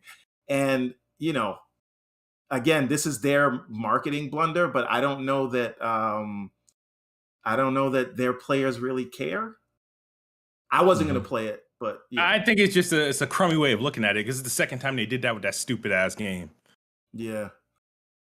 I mean, you don't fuck with Minecraft at all, huh, Smooth? Nah. That's making Microsoft a lot of revenue though. That's like one of the top 3 selling games of all time. Like that shit making money, bro. Bro, my daughters play it all the time, and they never once asked me about where's the ray tracing patch. Yeah. It's one of those things like, because there's like, Jack, if there's a PlayStation game that I know makes a lot of money, like even though Bungie is not under the umbrella, Sony still owns them. Like it doesn't do anything for me that Destiny makes a lot of money. I don't like Destiny. I would honestly, I would take a game that I like that makes less money, over the other thing anytime. That's so true. like, I would too. Yeah, like because if Minecraft is if you're an Xbox fan who doesn't like Minecraft, like, what the hell is that money doing for me if y'all ain't making nothing else? They're putting it back in the Game Pass. No, I honestly think we should be more concerned with where's ray tracing on Halo. They said that was coming. Where's and they anything removed all of on that. Halo? Ooh, that's on the back burner now. That's the last thing you need to worry about on Halo is some ray tracing. I'm just saying that's a game where the players would actually want to see a ray tracing update. I don't think the players writ large on Minecraft care about that update. They could bring ray tracing when they do this campaign expansion. Yeah. At that point, they don't even allow you to drive vehicles in the campaigns. You keep running into stubs in the roads. No, that's not true. Yeah, it is. Try driving anything besides a mongoose in that game. Good luck. I'm a big fan of the campaign for Infinite. I'm coming back to it when they release a new story DLC. Campaign was infinitely trash. Stop your you lies. You didn't say sir. It was trash though, Bond. You Stop said it those was lies. okay. I gave it a 7 out of 10. Yeah. Now, keep in mind what a 7 out of 10 means. If I were to give The Witcher, if I were to give the next Witcher a 7 out of 10, you know that as like the biggest Witcher fan, you know that's bad. Yeah. So nobody was looking more forward to Halo than me.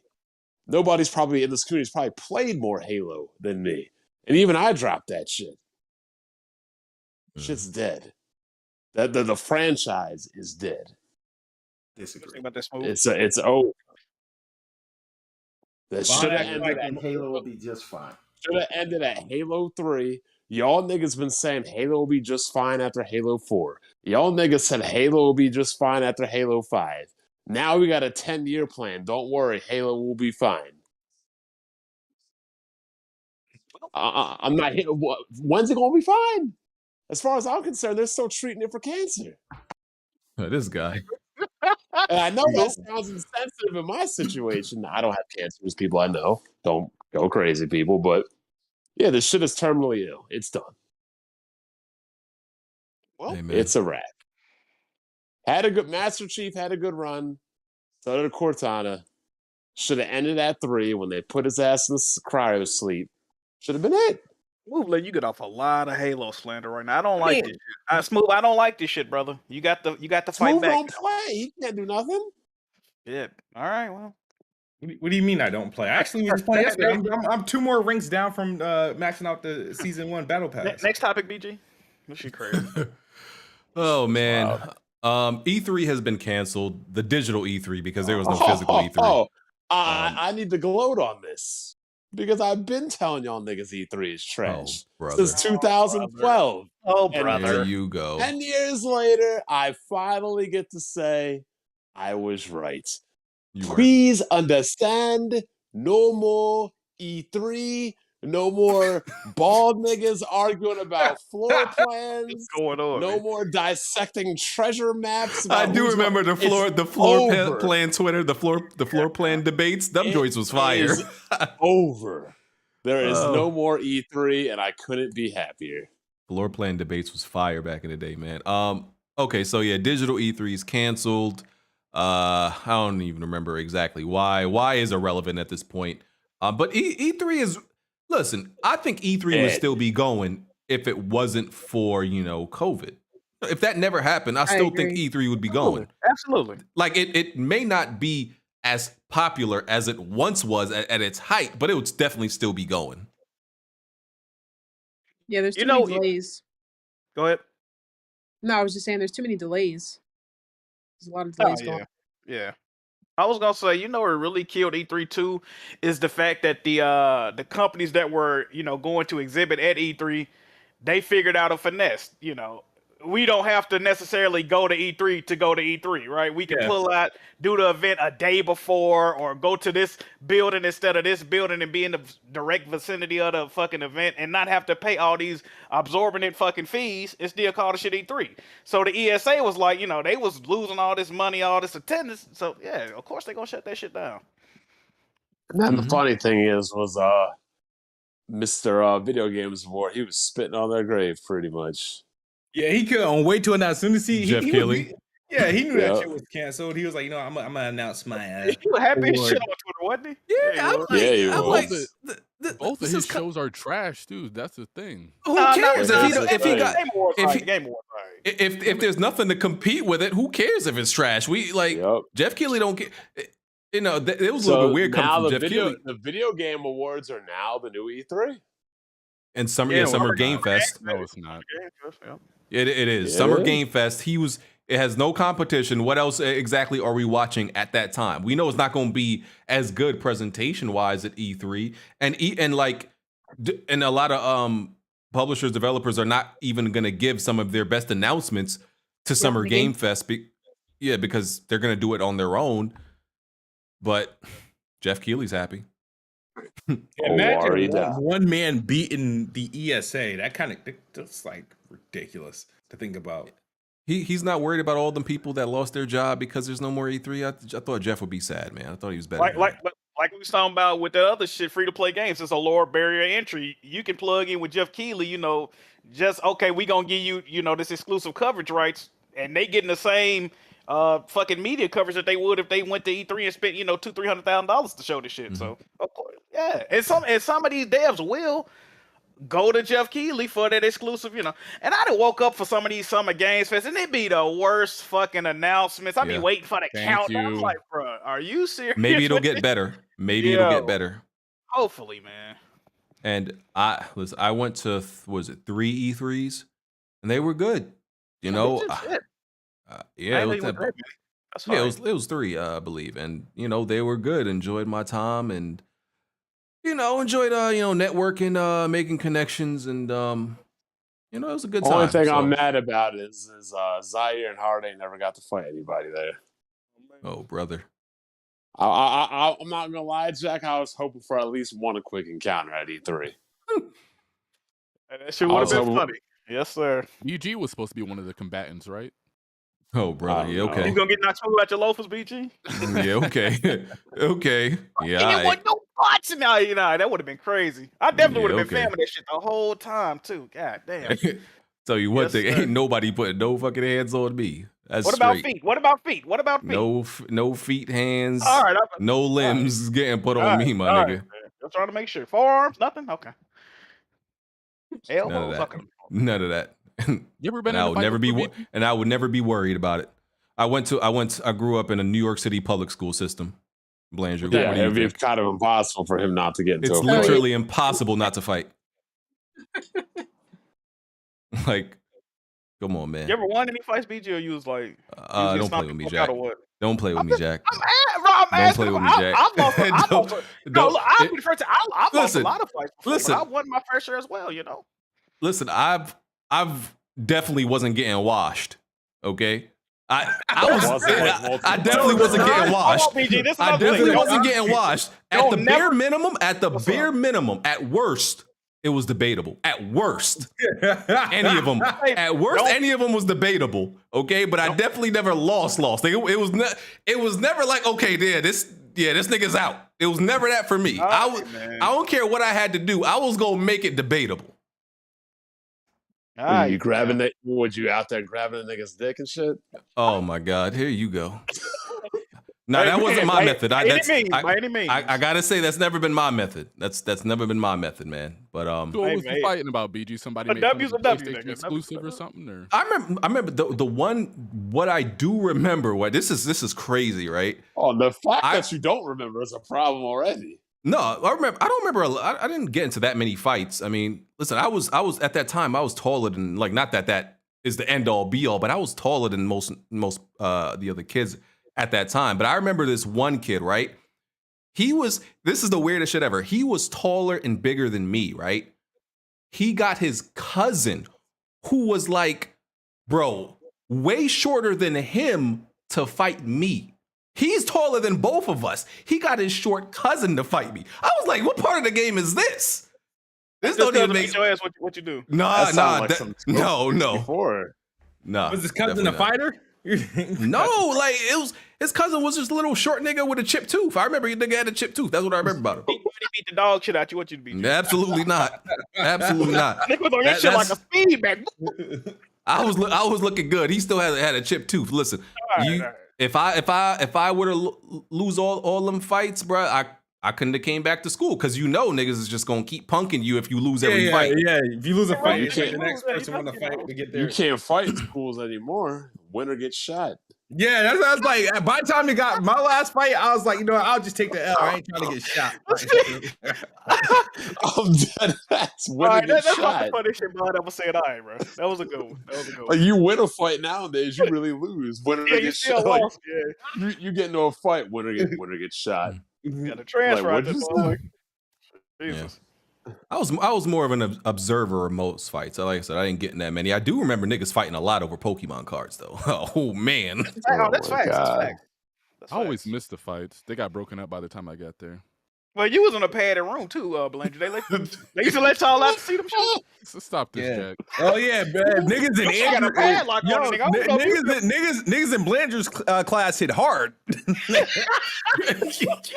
Oh, y'all see them fight that little ass square window, man. That's crazy. All them niggas got helmets on, nigga. What you mean? Ain't playing no sports. No sports are being played that moment. That shit's crazy. God. Oh my god. Feel good about yourself with those jokes? We like it, dog. Except they hit hard. They out there in the regular Olympics. Back to games. Oh, okay. Damn, I think we almost done. I got one topic left. Okay. Undead Labs. State of Decay, who are making State of Decay 3. Of course, Microsoft Studio bought them when they bought like 8 other studios back in 2018, 19, one of those years. So State of Decay. So first of all, the studio, apparently there's some sexism and racism going on. I believe that's the alleged, problem that's happening right there. Shit, I'm about to work at Nintendo. You can't work at Sony and Microsoft. Jesus. Yeah, without getting these allegations of sexism and racism going on, and there's all these just a bunch of these allegations, right? Not only that, apparently the game isn't in great shape or is not making great progress. This game was announced in 2019. According to the article, State of Decay 3 is still in pre-production. Jesus. So they had to spend the whole damn year trying to diversify the team and hire just as many women as males and shit like that. So I mean that takes time. You don't get yourself in trouble. There's a girl on there. No, you gotta hit that quota. No, I mean that's not. I'm not. Are you victim blaming, sir? No, I'm just saying when you got these things in place, you gotta establish before you get accused. I'm telling you, if you have literally one more male or one less male or one less female, then you can literally be accused for sexism. Oh, okay. So I saw Smooth do this on Twitter. So he's saying we don't know the details of the racism or sexism, right? So it could be something quote unquote light. Like it could be like a guy that hit on a woman verbally, but never actually touched her. But I don't know if that's the right route. I don't know if that's the right fight. I'm not saying that whatever they got going on, just fix it. But they already came out with an article, damage controlling before these bums at Kotaku put the shit out. And just let them know, it's not even that serious. And it was already fucking resolved, by the way. So they waste all their fucking resources to put this article out. It's like these investigative journalists are the biggest pussies on the planet, for real. My God. Why do you attack people for doing their job? That's not a job. Investigative journalist, that's not a real job. That's a hobby. That's not a job. That's not a job, though. That is not a job. It's a fucking hobby. All right, brother. Smooth. Let me give you some advice. My mom said this: when in doubt, wait till it plays out. Because you just be looking stupid, making assumptions. Hey, good thing I'm not a professional. I can say what I want. This man said investigative journalism is not a job. This is crazy. All right, so when the expose on Sony or somebody you don't like come out, Smooth, I don't want you saying nothing about, I can't, I'm so happy it came to light. None of that shit. I don't care about these dudes. But yeah, mismanagement, bullying, misogyny. Apparently all that stuff was happening since. You see that article I put in the chat? We talked about this on the podcast before. We should have knew something was up with State of Decay devs back then, though, man. You see that article? Well, see, now the claims now the claims are in question because they're talking about misogyny. So it'd be physically impossible for them to be misogyny at that job because there would be no women working there. So the article Jack is talking about, in 2015, there was an article that came out. State of Decay artists filled the game with hidden penises. Yeah. I remember when they ported the game, because it was coming to another generation. Somebody they hired to do it. They put like a whole bunch of like transparent dicks on the screen, and they had to go back in and scrub all that out the. Shit is crazy. But Smooth, you're a huge State of Decay. Imagine that being your job. Scrubbing racist dicks. Hey, bro, you go remove all the dicks about the what's going on? Who put dicks in it? It's all over the screen, man. Shit crazy. Go look at it, bro. Go do that for me. Like, what the hell? Oh, well, God. That's why they call the game State of Decay, because that's exactly the state it's in. Anybody got any opinions on State of Decay? Like, anybody a fan? No, I'm not even the biggest fan.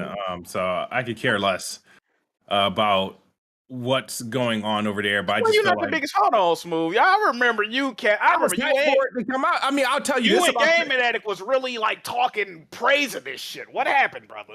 Hey. Anyway, I'll tell you this, right? I know it. Yeah, I know. if you haven't played the game looks actually 10 times better than the actual reveal, right? Like, remember when the reveal came, looked kind of dope, and the game came out, looked kind of janky. It actually looks better. It looked than like reveal trash now. every time. No, it didn't. Yes, it did. It looks pretty State of the Irregular in the State of Decay. Like, that franchise has never been good. It might as well be made by Platinum Games. But here's my thing, right? So I can understand, State of Decay 1, State of Decay 2, seemingly like they had smaller budget, not as experienced. But State of Decay 3, I'm expecting a huge jump, because now y'all, Microsoft's gaming division budget has been opened up. So assuming more of that is actually going to go to you. DJ. We've already discussed that budgets have nothing to do with the quality of games. Well, we didn't say nothing. We said that's not the end all be all. It mostly comes down to talent, but it seemed with State of Decay 1 and 2, that was mostly a budget problem in my assessment, at least. So now that they've been purchased by Microsoft, and I assume they get the resources, more talent, this game has to make a jump, or like there's no reason this game should be like on the same level as State of Decay 1 and 2. BG, you expect State of Decay to make a jump when Halo Infinite couldn't even make a jump. Let me ask a question, right? Well, I know nobody in here could probably answer this, but like when I hear pre-production, that's like, they're still in like the planning phases. Yeah. The game ain't even like, is there no playable form? Because they already got the assets from the other two games, or they not going? They redoing the whole shit. They're working off Unreal Engine 5. Oh, so they redoing everything, huh? Okay. So is there credence to, when people talk about, Microsoft? Obviously not every studio, but there being some type of management problem, because there's the Initiative, there's 343, there's Rare with Everwild. Rare doesn't have a management problem, though. What's their problem? They don't have. No, I'm saying that team who's developing freaking Everwild, that was theirs. It had nothing to do with mismanagement. Because Sea of Thieves is all right, and whatever other game they're working on is probably all right. It's just that that doesn't have anything to do with management. Let me ask you a question. It's a creative funk that they're in. They don't know. They made a game and they don't know what the game is. I guess. Okay. But look though, Smooth. I gotta ask you this too. I feel like personally, Microsoft Studios have been worse since they gave these devs freedom, bro. Like, you don't feel like that? Ever since then, we haven't heard nothing positive coming out of nothing. It seems like they should go back to micromanaging and having a thumb and everything. You see what I'm saying? Like, what's going on over there, bro? I mean, at the end of the day, I don't think they're worse, because at the end of the day, these motherfuckers got like 30 studios. So we're highlighting like 2.5. You know what I mean? Like, bro, it ain't been no positive story since though. Like, what positive they story just we have? Publisher of the Year. Don't worry, there's always Forza 5. Yeah. Okay, there you go. Forza. All right, that's all I need to. Thank you, bro. That shit's crazy. Yeah, okay. In all truth, it's looking very spooky for PlayStation and Microsoft. Like, and anybody Microsoft. You know what? Beyond PlayStation and Microsoft, there's just a general mistreatment of employees, crunch, women, minorities, everything, except for Karens. But You're not a white male, man. But you better be careful, man. Actually, you know what? I'll take that back because even white women have been victims of bad treatment. So yeah, Jack, you're right. You ain't a white dude. Video game programming might not be for you. If you're in college right now and you decide you want to be a game programmer, they might look at you like, I'm sorry, you're not a white male. You probably shouldn't go into this industry. It's looking very bad. All bad, man. Yeah. But hey, man, Xbox supposed to be hitting that. I'm really just like anticipating that big stride. You know, the legendary big stride that people are talking about Xbox hitting in 2024, 2025. I'm really interested. That's what he said. I'm interested to see how it turns out. Stride. Everborn, you there? I don't think he's there right now. I'm here. What's going on, brother? What you need? I'm here. Oh, there you go. Yeah, I just wanted to know if you had an opinion on Undead Labs and State of Decay 3. Yeah, I mean, I've never played a State of Decay game, but I always tell people when any of these, whenever any of these exposés come out, don't go running and say this company has a problem or that company has a problem, because if you haven't heard about it from your favorite company or publisher or studio or plastic box maker, it's probably just because it hasn't come to light yet. I think this is an issue that is not only in the gaming industry, it's across all of, corporate America and probably, throughout the rest of the world. So I think it's only a matter of time before you hear this about everyone. And as I just think as human beings, we have some growing to do in terms of how people get treated at work. And the more these things come out, the more of an eyeball will be on these companies, and they will have to come in and step in and fix these things. So I say, good that this came out. And whoever else reports anything, good. Let the companies get on top of that so that they can, address these things. It sucks for the people that it happened to, but I think the more of these stories we hear about, the better across the board. I think we need to give a round of applause for Nintendo because we haven't heard any bad things come out of Nintendo. Now, like fans, we can't give a round of applause to, but they got caught up in some fuckery a couple of years. What was that Treehouse shit? They said they was doing some fuckery over there. I mean, the Treehouse people really aren't Nintendo. They're just people that sit up in a house and talk about games. That's true. But yeah, it's pretty crazy. Like, I don't understand this. It's an industry I'm glad I'm not into. I'll tell you that right there. Yeah. Jack, Also, you too. You would have been threatened to smack somebody. You would have rap early. Yes, sir.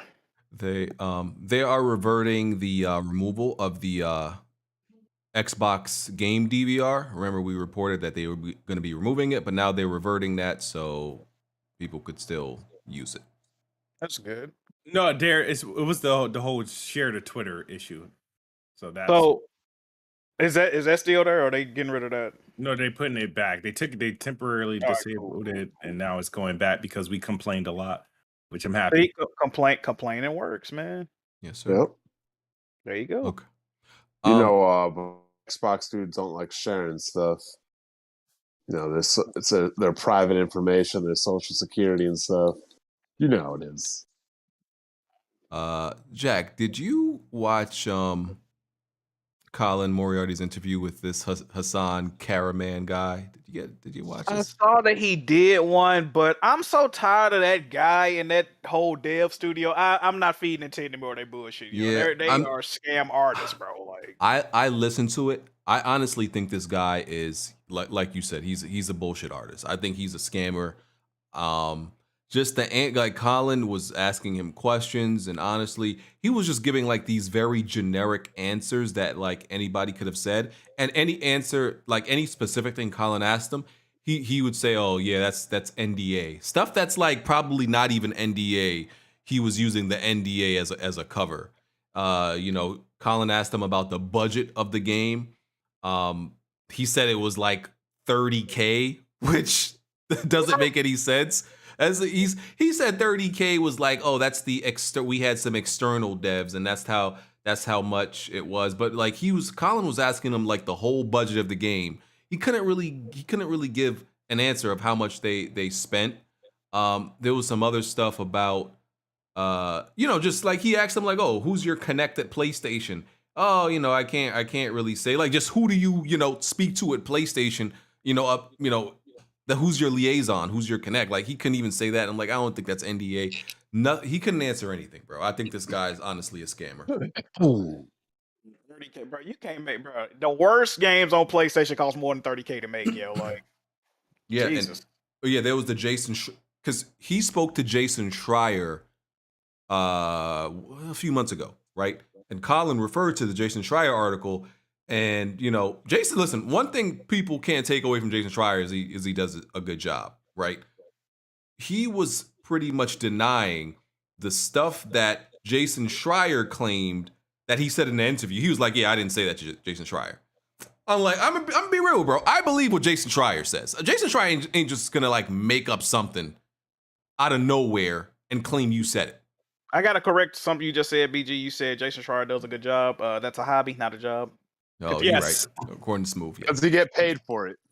Yes, he does. And it's a job. I mean, you can tell girls are OnlyFans. You hear this, Smooth? You get paid for it. It's a job. I didn't know somebody paid him for that bullshit. Oh, brother. I bet. Hey, man, you really so don't you like think? So you think you could just easily become an investigative journalist? Yeah. Huh? You think? Yeah. Wow. Get the dirt. Yeah. You do a very how horrible job of how like, come Dr. Trey don't get paid? Ooh, that's a good point. He's black. That's also true. How come Hip Hop Gamer gets paid? And he's bald. Hey, Hip Hop Game ain't been right about shit in a minute. Oh, never mind. Shout out to him, bro. Jesus Christ. So yeah, this Hasan Kahraman guy, yeah, I don't believe nothing he say. I don't think Colin did either, but he's not gonna. He needed to get answers out of the guy, so he wasn't gonna push back on him and be like, yeah, I don't believe nothing you're saying. He's like, yeah, I understand. He ain't believe him though. That's trash. So why don't you get him on the pod, BJ? I'm not talking. Listen, as somebody who's a bullshit artist, I'm not speaking to that bullshit artist. Okay, I can see right through. Man. You can't, bro. The way he talks, he speaks like how I used to write college papers. Like when it was a situation where I don't know what I'm talking about, but I'm gonna talk about it in a way that makes it sound like I know what I'm talking about and still get a B+. That's what he does. Yeah, that's great. Oh, you shut your ass up. Anyway. What happened? Never mind. All right, that was it for this week, man. The only other thing was, a whole bunch. It's not news. PlayStation insiders being wrong again. Something's big gonna happen this week. Oh, it's gonna be 3 big events. One of them might be an acquisition. It's gonna change the whole industry. It's gonna be amazing. Nothing happens. I thought Sony was acquiring From Software. Oh my God. First it was From Software, then it was Konami. All these PlayStation insiders need to shut the hell up. They don't know nothing. They're always wrong. It's always the opposite. Started it.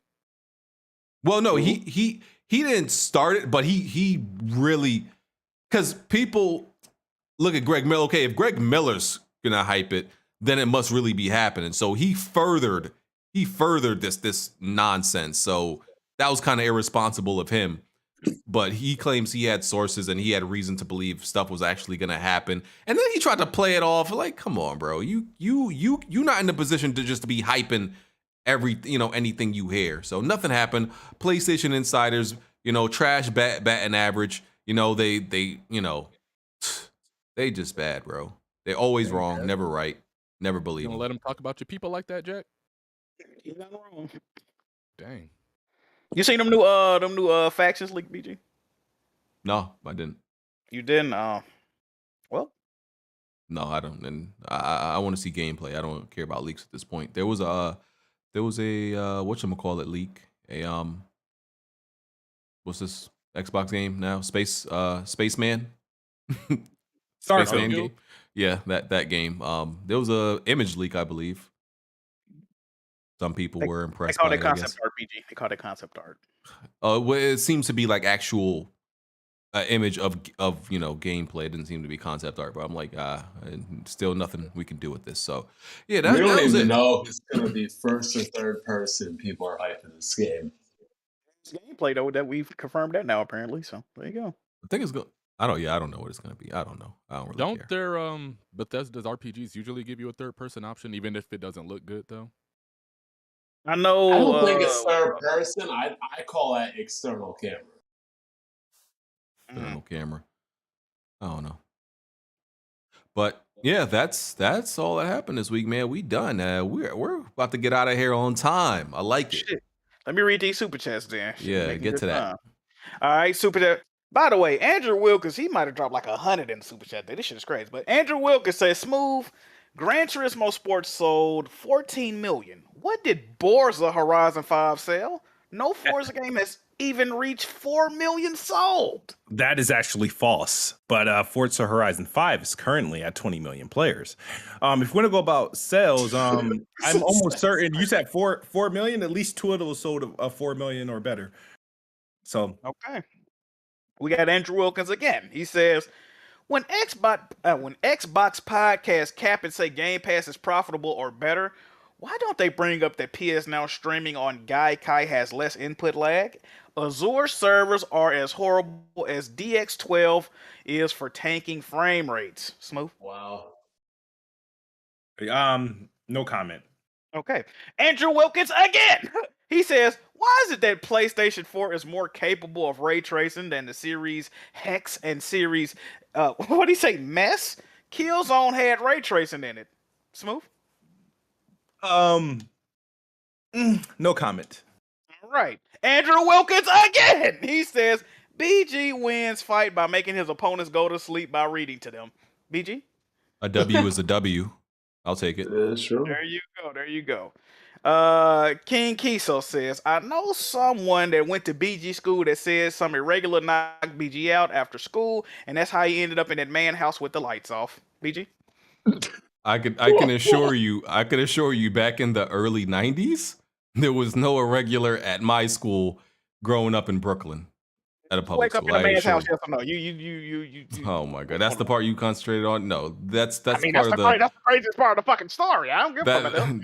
Listen, you know these fairy tales that be going on, man. Why you always making up these fairy tales, bro? Go ahead, Jack. All right. We got Jazzy Jefferson. He says, can I clear up the misinformation about my gameplay real quick? Absolutely not. We saw what went on, brother. Yeah, you was we saw what the fuck was going on. There ain't no yeesh, man. What's understood ain't got to be said, brother. That man was playing with his left foot, bro. Just one. Jesus. I thought Tony Polanco sent that shit in. Shit's crazy. Hey, but wow. All right, I think that's it. Hey, Bond, what? Excuse me? Oh, I thought you said, hey, Bond. Oh, no. Yeah. Hey, man, if y'all gonna send in gameplay, you better make that bet with Smooth, Jack, before Smooth run out of money. It's looking more appealing. I'm not gonna lie. Since the shit he said today about all the taxes and shit, it's looking appealing, man. Jeez. You lose more money in your sport book weekly. Just stop being cheap. Buy a desktop. Make the bet. Ew. Yeah, I still cannot believe how much money you've made. You lost just not getting a desktop. It truly is craziness. Shout out to the Jiggy Top, man. Shout out to the Jiggy Top. Yes, sir. All right, let's like with the amount of laptops you've gone through, I'm surprised there's like no class action lawsuits or anything. I might need to sue Lenovo. You got a point with that one. Them niggas be bugging. God damn. No, it's got to be something you're doing. You probably brushing your hair too much and getting like your hair clogged in the fans of the vents. Oh man! Because most companies use Lenovo's, and I've never seen a Lenovo go dead. Bro, one of my joints, the hard drive corrupted. I fixed that, and then the other one, I got the fucking RAM was fucked up on. Yeah, well, you need to stay off of Pornhub.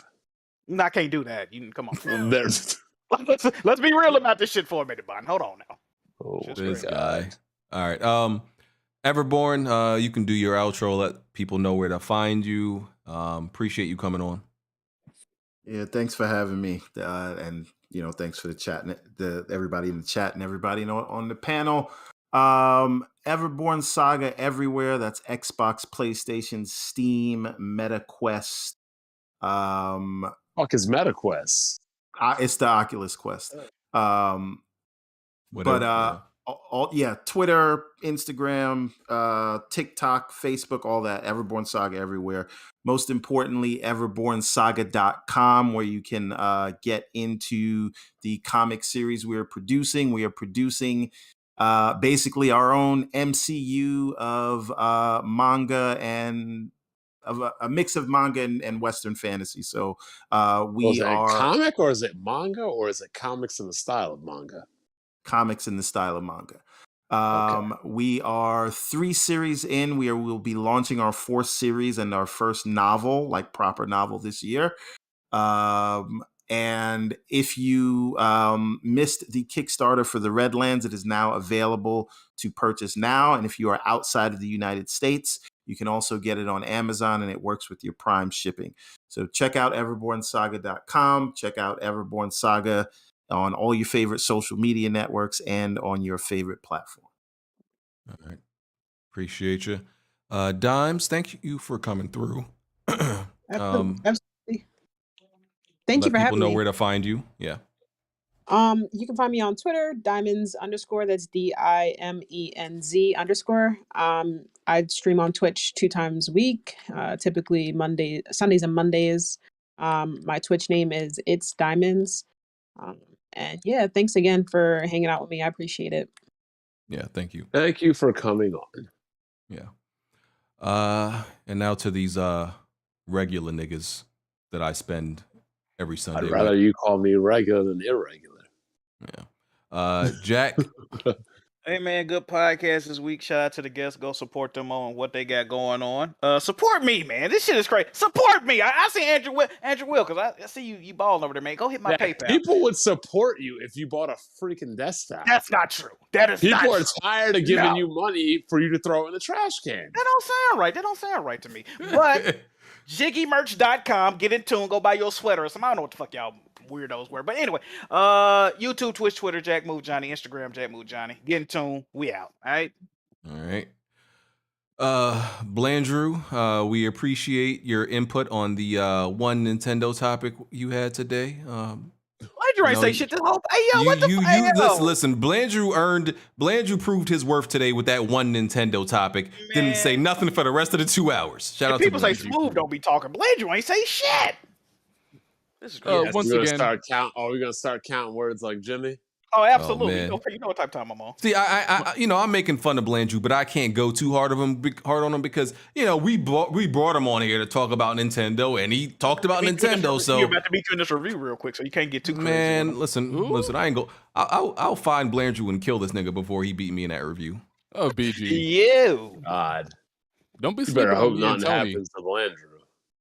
What is this me and Tony thing you niggas got going on? Since when y'all niggas became a couple? This me and Tony. When y'all become besties? When did this start? Nigga. Tony's a baddie. I'm just saying you're underestimating your opponents right now. Man, I made sure to do my research on you.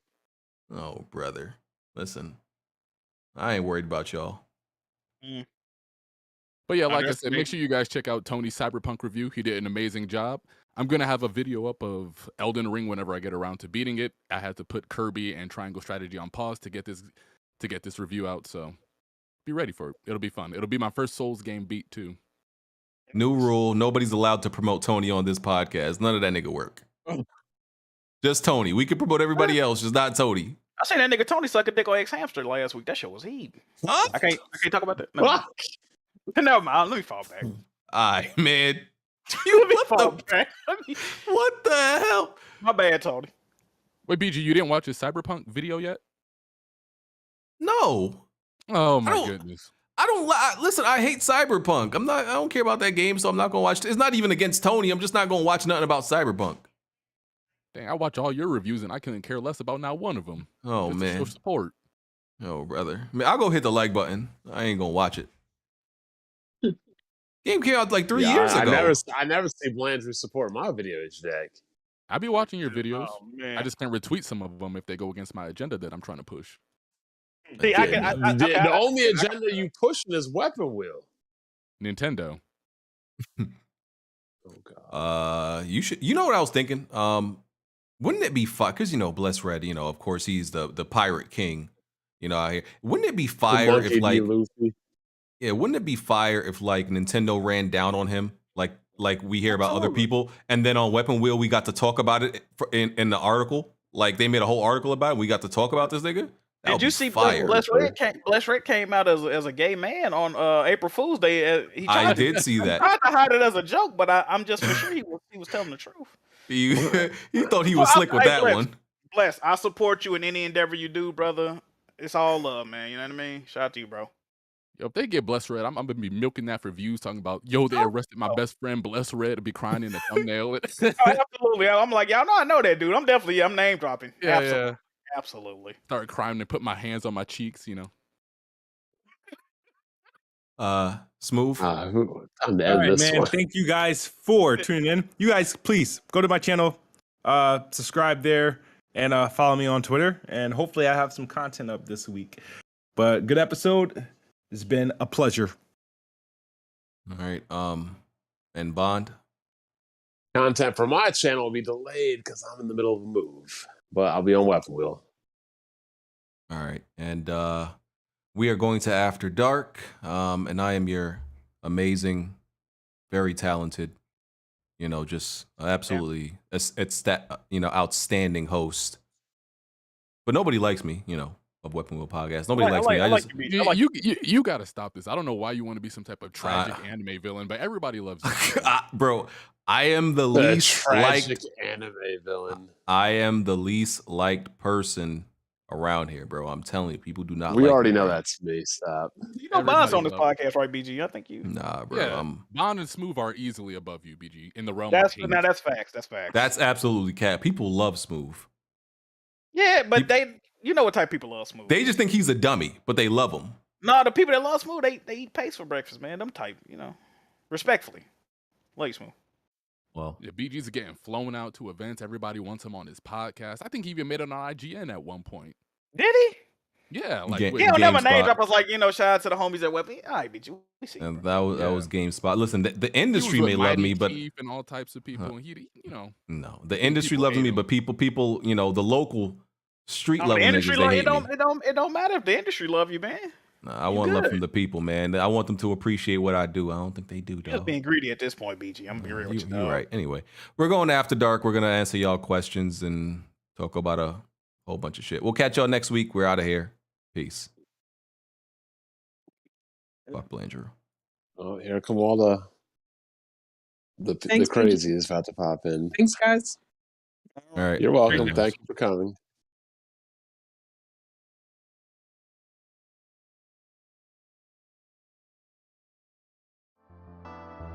No. What? Right. Plenty of tried and plenty of failed. You can run and hide, but you can't dodge what's in my weapon well. Name another pot that's big or small, I'm contesting it still. Name another spot or any section, I'm king of the hill. Name another squad that wanna test it, I'm beating them still. Bye. No, you can't dodge what's in my weapon well. Name another pot that's big or small, I'm contesting it still. Name another spot or any section, I'm king of the hill. Right. I know my bro King got me. See, that's a black bond that can't be broken. No Idris Alba, I'm a black bond. Dame in a scope and all black panel. You can never try playing us token. Yeah, we playing games, but now one of us playing or joking. Not at all. Oh wait. Then Jack Move came in with the trophies, God in a lane of its own. Like, how can you gamers approach me? Tell kids move to body you in Halo, then sing your family an angel emoji. You should've known, dog, you ain't got enough Series X's. Blind got all the answers, no, you ain't gotta ask Siri questions. All the latest gaming news gotta be here to check it. Since 2015 and beyond, I'm just here to respect it. When you at the top of your tier, it's a blessing. From the bottom, so no way we appear to be desperate. This for anybody doubting, I'm clearing a message. And if you ever had a problem, I'm here to correct. Plenty of fail. You can run and hide, but you can't dodge what's in my weapon well. Name another pot that's big or small, I'm contesting it still. Name another spot or any section, I'm king of the hill. Name another squad that wanna test it, I'm beating them still. No, you can't dodge what's in my weapon well. Name another pot that's big or small, I'm contesting it still. Name another spot or any section, I'm king of the hill. Right. I know what it is, man. Weapon Wheel Podcast, y'all know what we got in the building, man. We got BG. We got Kid Smooth, we got Jack Move, we got Black Bond, Blandrew, what you You can't out strafe us, bro. Like the strafe too strong.